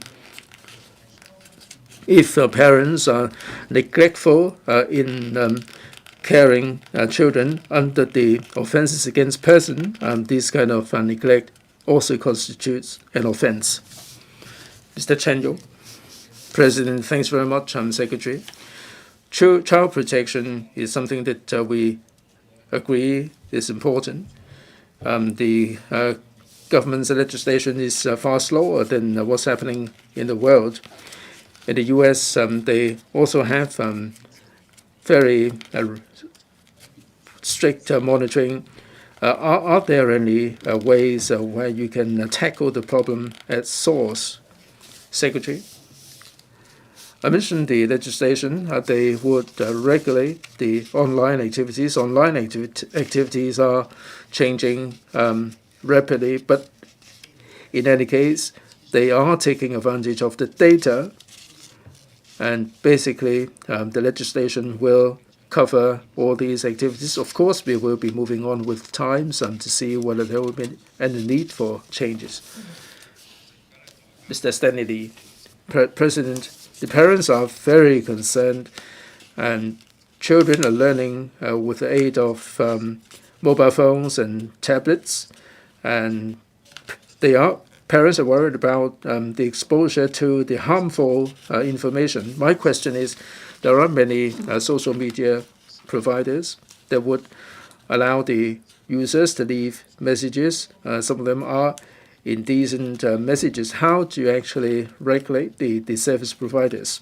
Secretary, thank you, President. There are two ways. First, the police would mount online patrol. We will monitor the indecent messages and whether they are in breach of the law, and if there are, we will take enforcement action. Second, as I said, the Internet service providers do have to abide by their code of practice. They will ascertain whether there are any contents that are obscene or indecent or they're not suitable for children. If they identify all of these, even before it reaches the stage of enforcement, they will have them removed, or they will prohibit the account holder from using this. Last question seeking an oral reply. Mr. Yang Wing-kit. Thank you, President. There are views that identifying lands for housing construction is the fundamental solution for increasing public housing supply and that there are quite a number of suitable land in the territory. For example, a large-scale 3-story village house cluster in the new territories, buildings under the Civil Servants Cooperative Building Society scheme located in the urban areas and old districts such as Kowloon Central, which are of extremely high redevelopment value. In this connection, will the government inform this council whether it will implement large-scale development plans for village houses by purchasing the 3-story village house clusters in new territories at market prices and construct public housing estates with 30-story high buildings on the lands resumed? If so, if of the details are not the reasons for that.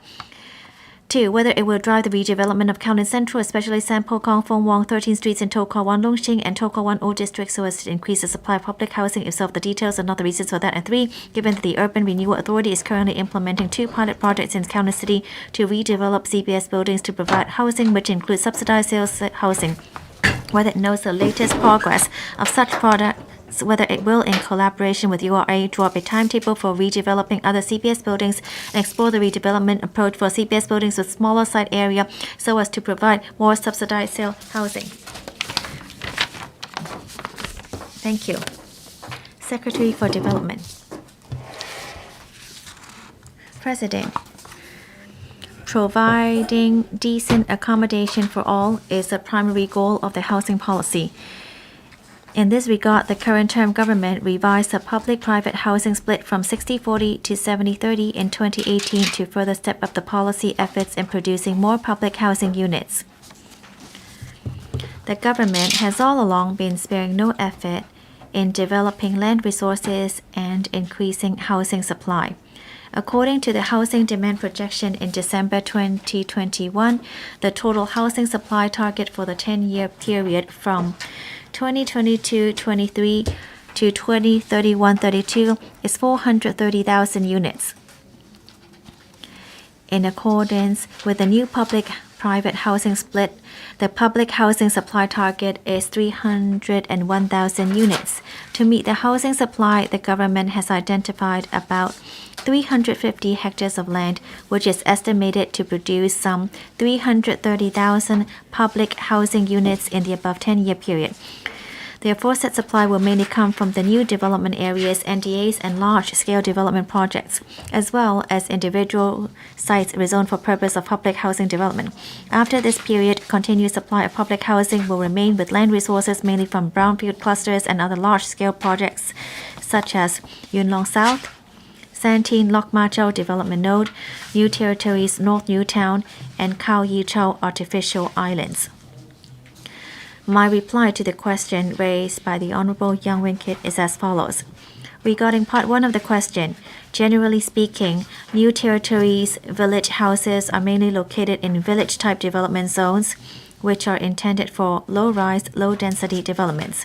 If the land concerned was to be rezoned for high-density residential development on a large scale, factors including infrastructure provisions in the area, impact on the environment, and the planning principle of urban-rural integration would need to be taken into account.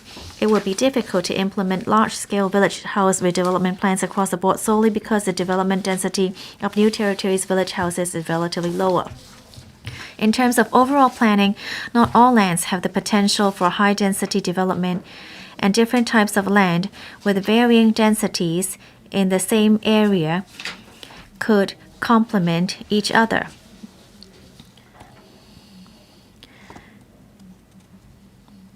When planning for NDAs or large-scale housing development, the government would adopt a planning-led strategy and consider the selection and scale of development site having regard to factors including overall spatial layout, infrastructure capacity, and urban-rural integration. If a site is confirmed to be suitable for NDA or public housing development, the government would resume the relevant private land when necessary, regardless of whether village houses are involved. For instance, in the case of Kutong North and Fanling North, NDAs and public housing development and Long Bin, Yuen Long, the resumption of rural building lots with houses erected was involved. Regarding part 2 of the question, public housing in Hong Kong is mainly provided by the Hong Kong Housing Authority and the Hong Kong Housing Society. The role and work areas of the Urban Renewal Authority are mainly on renewing old districts, with a focus on redeveloping these for provision of private housing, and this is due to the fact that the URA is operating on a self-financing basis. The URA also needs to replenish the loss of private housing arising from demolition of the old and dilapidated private buildings in its redevelopment projects. In recent years, the URA has been playing a role to enhance the supply of housing within its capacity by providing more starter homes units in its redevelopment projects. The first SH pilot project e-residence was developed by the URA, which provides 493 units, and all had already been sold out. The URA also decided to assign the redevelopment project adjacent to the e-residence as another SH project, which is expected to provide about 260 units for pre-sale in 2023-24. Regarding the concern of Mr. Yang in relation to the redevelopment of 13 streets in To Kwa Wan and Kowloon City District, this can be seen from the renewal plan for Kowloon City. Due to market sensitivity and confidentiality, the URA will only promulgate through publication in the Gazette the project details upon commencement of specific project. Apart from Kowloon City District, the URA is also conducting a preliminary feasibility study in Wong Tai Sin District to identify opportunities for urban renewal. Regarding the supply of public housing, as there are many limited land resources in urban areas and many places have already been developed, future new supply of public housing would mainly come from NDA's Northern Metropolis and Khao Yai Chau artificial islands. However, we are still striving to provide new public housing in Kowloon Central, comprising Kowloon City District and northwestern part of Wong Tai Sin District. In the next 5 years, about 16,000 units will be provided in the two districts, of which 12,200 public housing units would come from the new land of the Kai Tak development area. We are also actively developing 3 urban squatter areas, which are suitable for high-density housing development, which is Chao Kuo Ling Village, Miao Chi Wan Village, and Chok Yun United Village. These 3 projects are progressing well, and according to current estimation, the projects will provide about a total of 8,700 public housing units, which will be completed by phases starting from 2029. Apart from constructing housing units on land provided by the government, we'll also consider the actual circumstances in a prudent manner in accordance with 4 basic principles on cost effectiveness, on structural conditions, availability of housing in our redevelopment. And regarding part 3 of the question, the URA commenced 2 pilot projects to redevelop buildings involving 37 sites. According to estimation, the number of residential units would be increased from 600 to 3,000 upon redevelopment, of which 1/3 would be subsidized housing. The Shing Tak Street project has made good progress.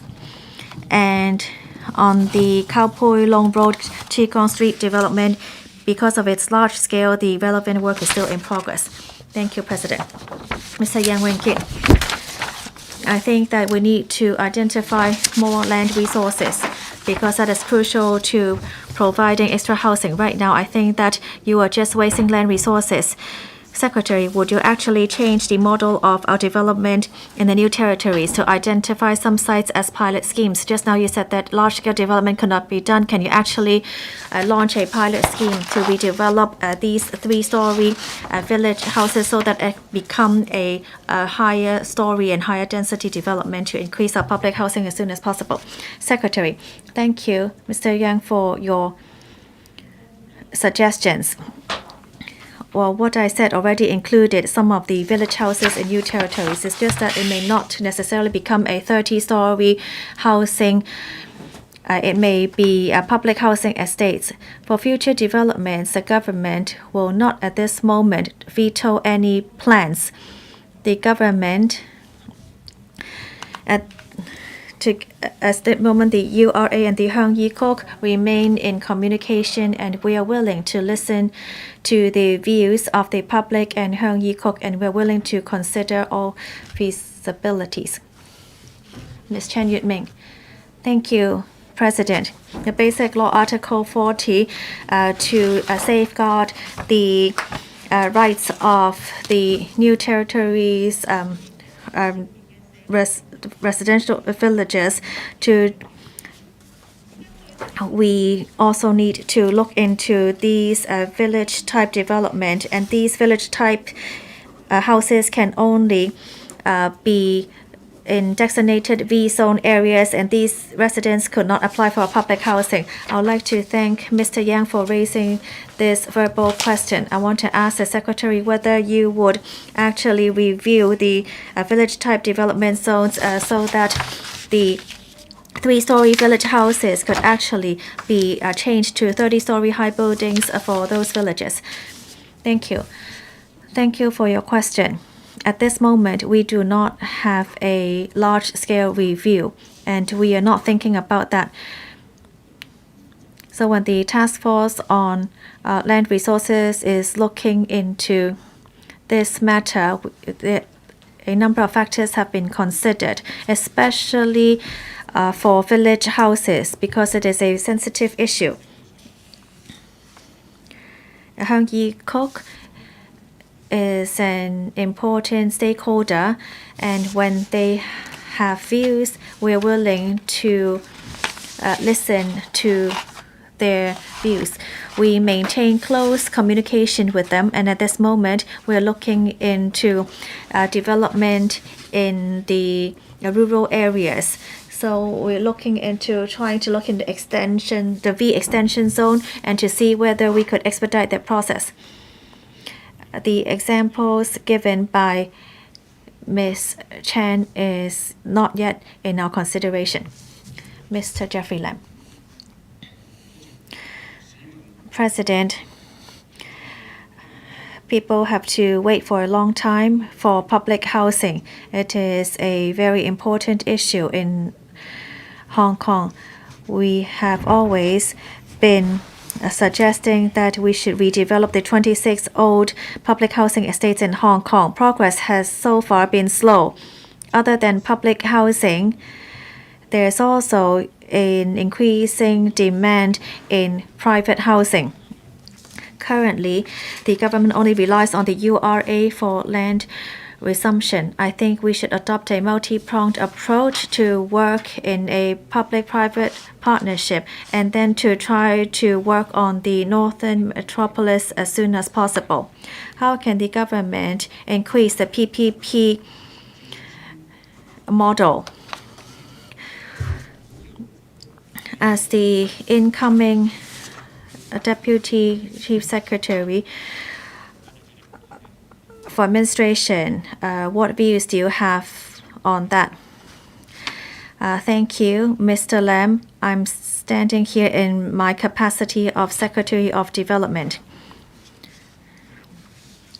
We will look into pinpointing the important issues of housing. But back to this administration, we actually have been working on many areas, but at the end of 2020, the Development Bureau also tried to expedite our process, but for housing that provides over 500 units, we try to follow up, and we have already supported 50 projects.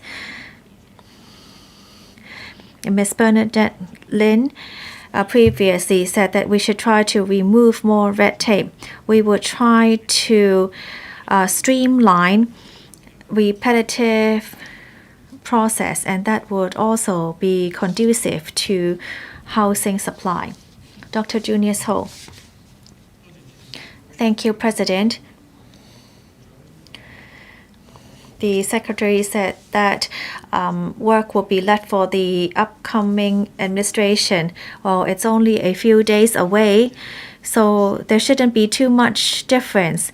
I hope you would really be removing red tape, as you said. A 30-story building to replace village house is actually quite a good idea, because the village house scheme has been in place for 50 years. We really need to try to work on providing more housing nowadays. Would you, on the 22nd of June, start thinking about what you would be doing 8 days from now on? Would you set up a timetable to discuss with the Heung Yi Kok on relaxing the policy, not to just construct 3-story village houses and instead to construct 30-story high buildings? Would you actually set up a policy for further discussion in the future? Thank you, President. Thank you, Dr. Ho. I do not want to mislead Dr. Ho, Mr. Yang, or Ms. Chen. We have identified 350 hectares to build 350,000 public housing units. We do not need large development and to resume land for village houses at this moment. To do anything on a large scale to affect the existing policy would be very difficult. We are willing to listen to any concrete comments or views you may have, but at this moment we do not have plans to make a major change to the existing policy. There are different views. We are willing to listen, but we have to proceed with caution before we make any major changes in terms of policy. Mr. Lam Jian-sing, in part 3 of the question, the CBS building is actually something left down in history. Many of them still living in CBS buildings are above the age of 80. They have lived in the district for a long period of time and they want to grow old at place. I know that there is also such kind of development in Kai Tak, for example, to relocate them to the newer buildings in Kai Tak. Would you actually do more to help those who are still living in the CBS buildings? Thank you, President. Thank you, Mr. Lam. This is part of our plan.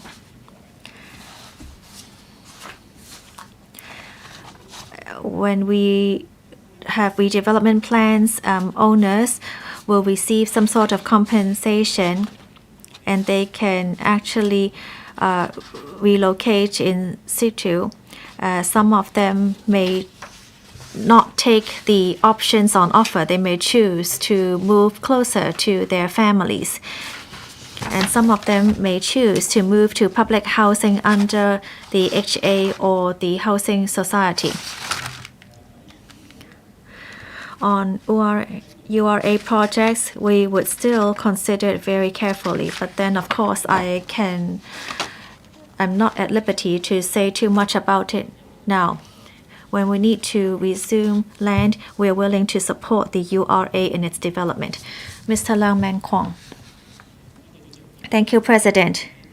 In the main reply, the government also talked about the redevelopment of public housing in 2013. There are some old public housing estates that would be redeveloped, but there are some that have still not been mentioned, including Shep Kip Mei. So the government will look into the the structure of the building and then the maintenance cost. And I suggest that we should not cut it across the board and then to redevelop all the old housing estates, but then we should at least give some hope to the residents and to release more land to build more public housing.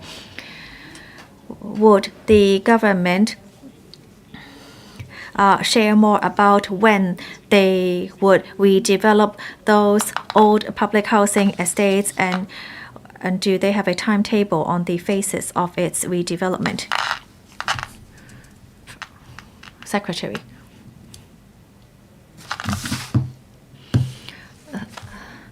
Thank you. Well, on the list of the 22 public housing estates, it is actually based on a research done in 2013, and this is actually not on the list of the redevelopment list by the Hong Kong Housing Society. The Hong Kong Housing Authority would base on the 4 factors that I just mentioned, such as on the structure, the cost efficiency, and on whether there's actually provision of reprovision needs to see whether there is any need for redevelopment.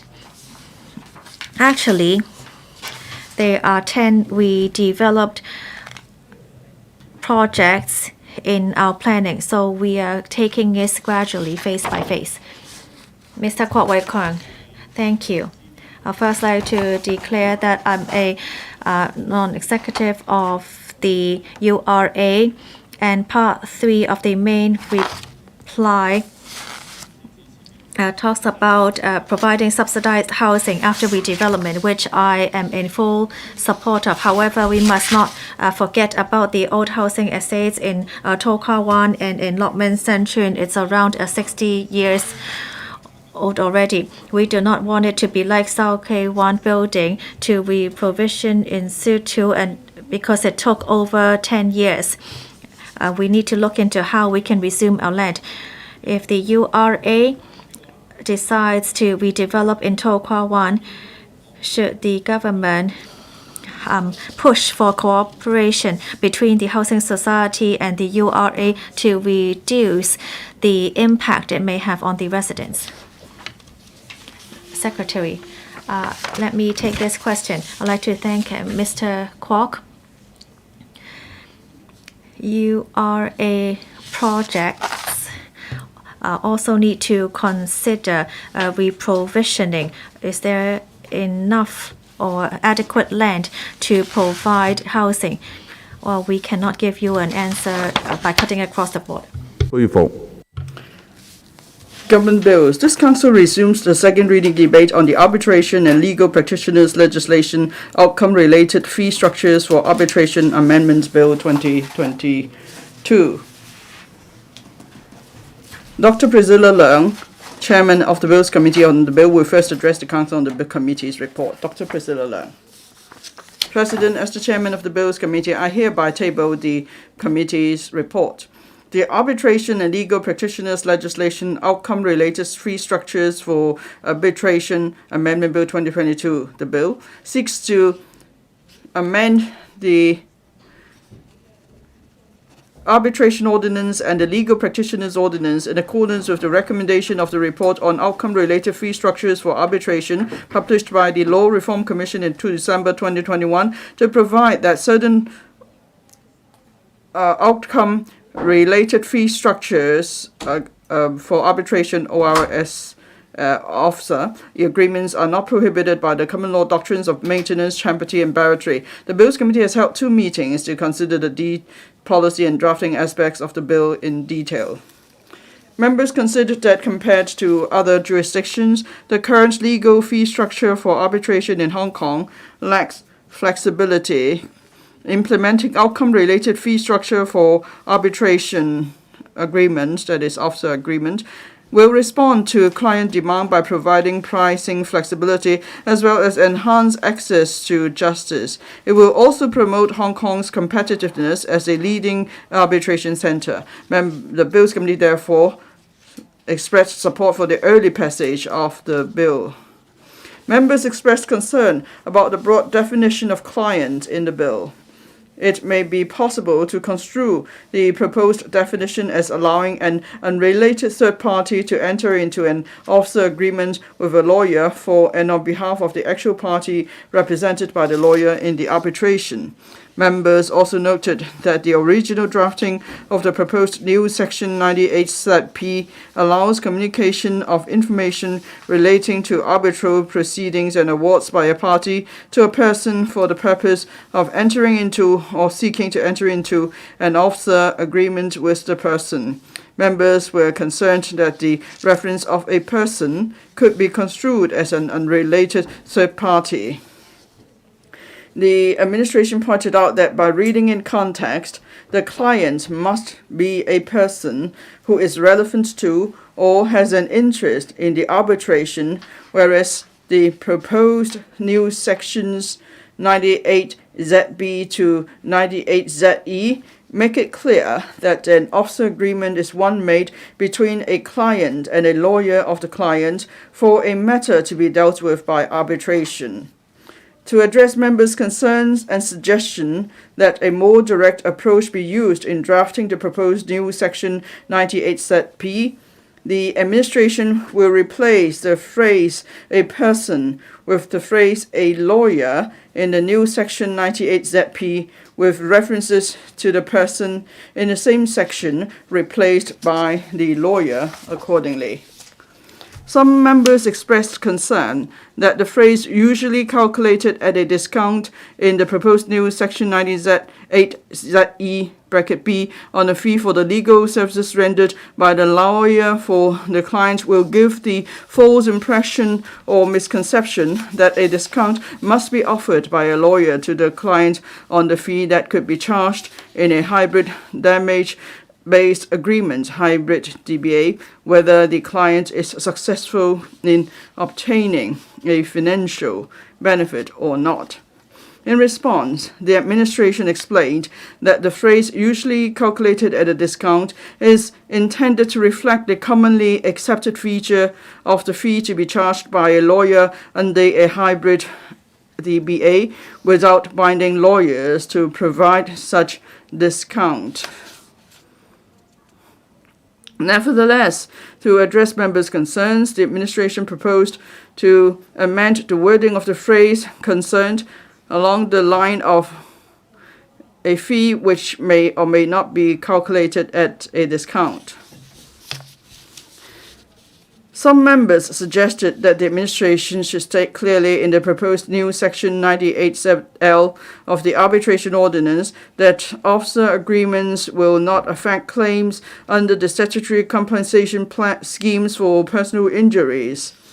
Some members were also concerned whether the definitions of personal injuries and personal injuries claim as defined under Section 98 are wide enough.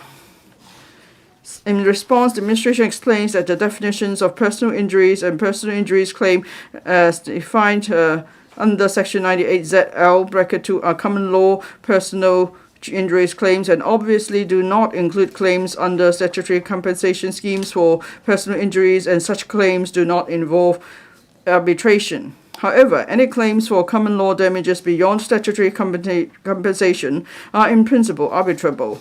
To avoid doubt, the administration has agreed to revise the definition for personal injuries claim in the new Section 98ZL(2) along the line of means a claim brought under the common law for damages. The administration also advised that the proposed definitions of personal injuries and personal injuries claims in Section 98ZL(2) are inclusive in nature and wide enough to cover the arbitrable personal injury claims at common law and are apposite for the effective enforcement of the new Section 98ZL(1). Notwithstanding the safeguards and regulatory framework to be provided in subsidiary legislation, some members expressed concerns that non-professional intermediaries could engage in unauthorized work relating to officer that is supposed to be lawfully conducted by lawyers. In response, the administration explained that it is proposed in the bill that an officer agreement is one made between a client and a lawyer. The administration also stressed that anyone, including non-professional intermediaries, violating the common law offences of maintenance, championship, or barratry will still be liable to criminal prosecutions. The administration has also responded to other questions raised by the Bills Committee and the legal advisor, as well as 3 written submissions on the bill from members of the public. President, the Bills Committee has completed its work and has no objection to the resumption of the second reading debate on the bill at the Council meeting of the 22nd of June 2022. The administration has proposed amendments after considering the views of the Bills Committee and examining the relevant provisions. The Legal Service Division has not identified any legal or drafting issues with the amendments. The Bills Committee has no objection to these amendments and will not propose its own amendments to the bill. The detailed deliberations of the Bills Committee are set out in the table to report. President, I now turn to my personal views on the bill. First of all, I must declare that I am an adjudicator of the CIETAC. I support the early passage of the bill. This bill, in short, is officer. That means in Hong Kong, for arbitration work done, it could be the fees that could be based on the outcome-related fee structures. In Hong Kong, outcome-related fee structures are prohibited, even for arbitration. So that means fees cannot be charged on the basis of success in obtaining financial benefits. So this is a major reform to the structure, and it's much welcome news for the sector. I must commend the administration for showing great respect to the views of members. And then they consider very carefully members' views on the use of certain phrases or terms. And as you heard from my report just now, the administration was prepared to make relevant amendments, so I must commend the work of the Department of Justice. Now, the bill is to bring an important reform to Hong Kong because we want to develop Hong Kong into an international arbitration center and enhance its competitiveness in that respect. Now, in 2022 May, so the Singaporean Parliament passed a similar bill. So Hong Kong is the only one left out where outcome-related fee structures are prohibited. Now we are going in that direction too, so we won't be left behind. And then all along, I have supported using arbitration to resolve commercial disputes. Hong Kong has a great advantage here because arbitration is not a public process. So parties to the arbitration keep the goodwill of their reputation, of their business, and also, compared to court litigation, arbitration is a far less time-consuming way to deal with disputes. Now, the country has always encouraged Hong Kong to develop into an international financial center. International arbitration is a very important aspect. Under the Belt and Road Initiative, we want to develop our markets in Asian countries. So when it comes to infrastructure projects or maritime projects, arbitration plays a crucial role. In particular, Hong Kong is the only place with common law jurisdiction in the country, and also we practice bilingualism. So Hong Kong plays an important role as a bridge to for Chinese mainland business to go global and to bring foreign business to China. So if we could develop strong and robust arbitration service in Hong Kong, that will be a great help to the country, because investors will then have far greater confidence to go into the mainland market either for sole investment or joint ventures. In 2016, 2017, I became involved in a research project of the relevant research institute, together with experts of other places in the mainland. We have formulated a set of rules on dispute resolution. Now, this is effort in the community. Now, so in that process, we see that there are different jurisdictions in different places, but with dispute resolution, we have strong consensus so that we could achieve win-win for especially cases involving infrastructure and other commercial dealings. And then under the 14th five-year plan, Hong Kong is to boost its status as an international shipping hub. And also we want to actively promote RCEP. Hopefully Hong Kong could join soon. And for this to happen, it needs to be supported by a comprehensive arbitration regime. So I must please allow me to spend some time to thank the Secretary for Justice here, because this term of government has done a brilliant job in promoting arbitration services. Now for the African, we have this AF organization, and then Hong Kong was ranked 4th in 2018. Now we're ranked 3rd in this year as an arbitration center. That's because the Department of Justice has done much. And then with the trust of the Central People's Government, Hong Kong has managed to gain such a prominent position. And also we have the trust of overseas parties. So that's why for the Asian African Legal Cooperation Conference, Hong Kong has become involved in that, and I'm glad to see that the development, because this forum is important for the country.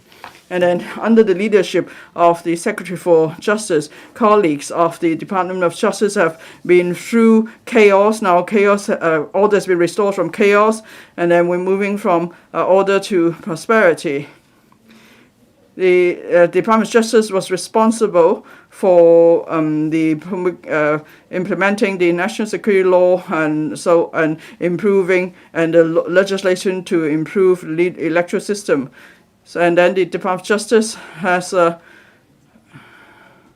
also done much to promote the arbitration regime and the dispute resolution regime. The Department of Justice sent young and brilliant colleagues to work in international organizations. I attended the ceremony for sending off these talents. I was very much touched, and I think it's an important step in attracting talents. There's also a 2030 plus rule of law initiative. And also we need to promote Hong Kong's brand name as a place with rule of law overseas. The DOJ again plays an important role. Now for the World Justice Project, in 2021, we are ranked 5 in ASEAN in East Asia. All these achievements show that the Department of Justice has done a great job in the past 5 years. So that's why I would like to take this opportunity to thank the Secretary for Justice, in particular for her contribution to the arbitration sector. Thank you. Ms. Carmen Ken. Thank you, President. President, I declare that I am a legal practitioner in the mainland and Hong Kong, and also I was appointed as an arbitrator under CIETAC and SCIA. I speak in support of the Arbitration and Legal Practitioners Legislation (Outcome Related Fee Structures for Arbitration) Amendment Bill 2022. Under the 14th National Five-Year Plan, it gives Hong Kong the positioning as the Asia Pacific International Legal and Dispute Resolution Service Center. And also under the outline development plan of the GBA, it sets out that we are to be the international arbitration center, and it supports exchange and communication in terms of arbitration and mediation in Hong Kong and Macau.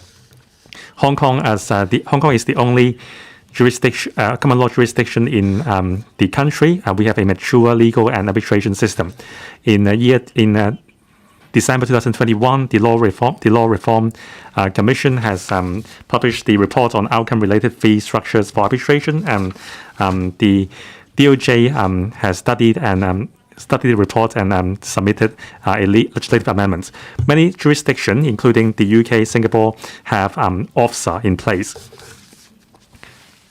As the chairman of the Bills Committee, Dr. Priscilla has reported, I'm going to emphasize three areas of the bill. First, OFSA allows lawyers and clients to enter into conditional fee agreements, damages-based agreements, and hybrid damages-based agreements under OFSA. It provides flexibility in terms of the fee model to meet clients' demand. Second, it enhances access to justice. Third, it enhances our competitiveness in terms of arbitration. Allowing OFSA will consolidate our position as the International Arbitration Center and also align with our targets to become the Asia-Pacific International Legal and Disputes Resolution Service Center. I am a Bills Committee member. I have been involved in the entire scrutiny process. My proposals have been accepted by the DOJ. I have 3 points to make to the administration. First, I hope that the future legislative proposals will be more forward-looking. As I've mentioned at the meeting of AJLS panel as well as the Bills Committee, the administration has been saying that as other jurisdictions have OFSA, we have to have OFSA as well to keep competitive. Well, I hope besides that, the governments would analyze the impact on the dispute resolution ecosystem because of OFSA in other jurisdictions. For example, are court cases and arbitration cases cancelling out each other? If so, how are resources being deployed dynamically between the two? By the introduction of OFSA, do we have more cases of lawyers committing misconduct? The study into OFSA's impact on Hong Kong will help us better plan for the future. Secondly, I hope that the governments will work with the two legal professional bodies and international and mainland bodies to continue to review the resources and the deployment of legal resources. The implementation of the amendments is closely related to stakeholders, and we have to consider the support for the trade. For example, we have to consider whether the trade is ready to enter into OFSA agreements and whether we need to introduce arbitration talents, and are the business sector and the public aware of the arrangement. Finally, I hope the DOJ and the two legal professional bodies can explain to the business sector and the public the OFSA arrangements. For example, the bill will not be applicable on litigation, especially personal injuries claims. Only lawyers, as defined by the bill, can enter into OFSA agreements without prohibition by maintenance, charity, and barratry under common law. And also, we have to implement the supporting measures. For example, the setting up of rules and the amendments to the code of conduct of the two legal professional bodies. President, the country supports Hongkong's accession to RCEP, and we have started the accession process.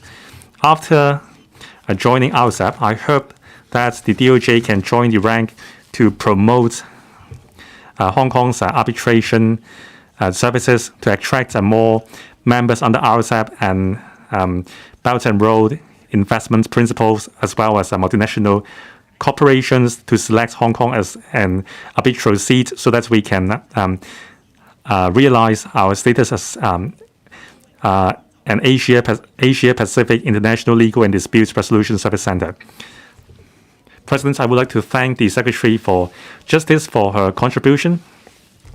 During the deliberation process, the administration has been ready to accept members' views. I support the passage of the bill. Mr. Tony Che. Thank you, Madam Deputy. Madam Deputy, I speak in support of the Arbitration and Legal Practitioners Legislation Officer Amendments Bill 2022. Some people in Hong Kong think that anything originated from the UK and the colonial era is good. Ironically,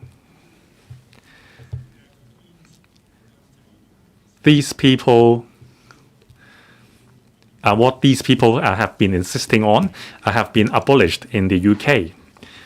For example, the officer which the bill seeks to introduce, that is the conditional fee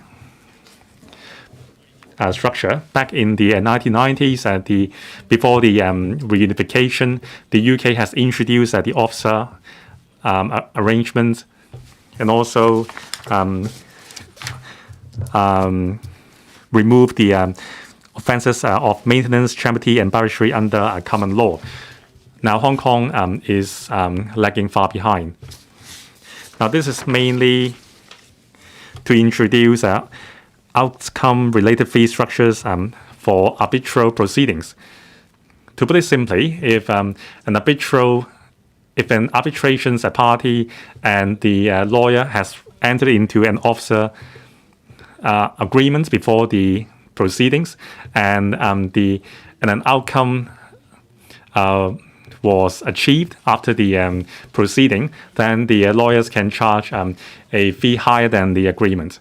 However, if the outcome is not satisfactory, then a lower fee will be charged. For example, a benchmark fee. As we all know, our legal system has been renowned for its fairness. However, we are also famous for expensive lawyer fees. And also the waiting time for a court appearance is very long, especially for civil cases. A lot of people and businesses who are not eligible for legal aid do not have access to justice. Arbitration is a channel to get justice, which is cheaper than court trials. For more complicated commercial litigations or cases, the lawyer fees for an arbitral proceedings may still be prohibitive. That's why many people do not have access to justice. For officer, people and corporations with lesser financial ability will still have access to justice. They don't have to worry that if they lose the case, they won't have the money to pay the bill,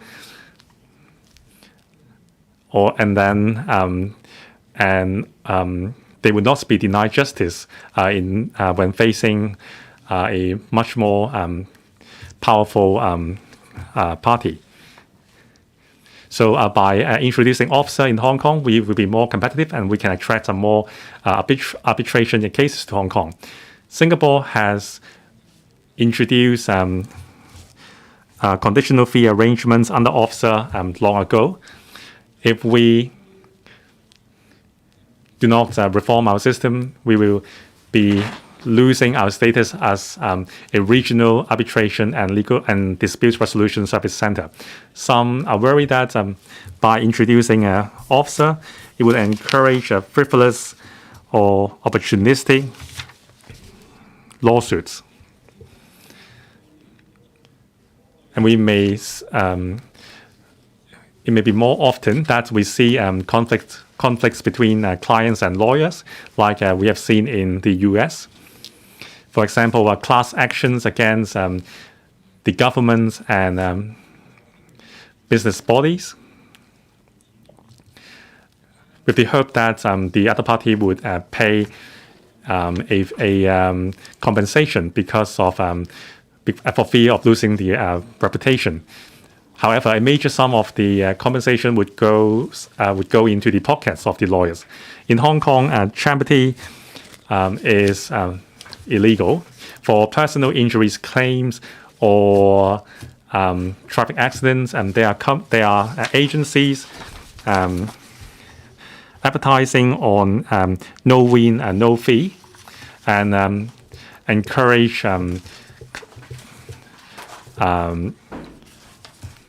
people to take lawsuits. These behaviors would undermine the interests of the relevant party and undermine the justice. However, under the bill, officer is only introduced to arbitral proceedings when it is related to a personal injuries claim or litigation. Officer will not be applicable, and also the agreement will specify the fee level and the charge model. And it also specifies for a cooling off period and the cessation of the agreement by means of subsidiary legislation. This has ensured the fairness and transparency of the fee model. And for areas where the bill is not aligned with existing legislation, the DOJ has listened to members' views and legal professional bodies' views to move amendments. So I will support the bill.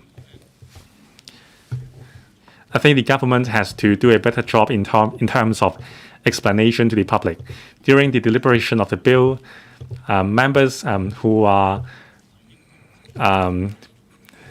BA or Law Society's member have mentioned the discrepancy in Chinese, in the Chinese names between barrister and solicitors. The existing Chinese name for barrister would give the impression that barristers are more senior than solicitors and hence warrants a higher fee. However, they are two professions and they are responsible for different legal work, and there is no difference in terms of competency. By using the Chinese term a lawyer, it would give rise to misunderstanding. So in the end, the term legal practitioner is used to substitute lawyer. I think this term is plainer and is more easily understood by members of the public. But I don't think the bill can address the difference in Chinese names between barrister and solicitors.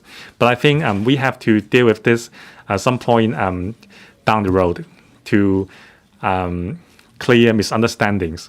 And also we have to review the advocacy and the progress of implementation of the officer and explore whether we can expand the officer model to other legal services to facilitate access to justice. I so submit. Mr. Ambrose Lam.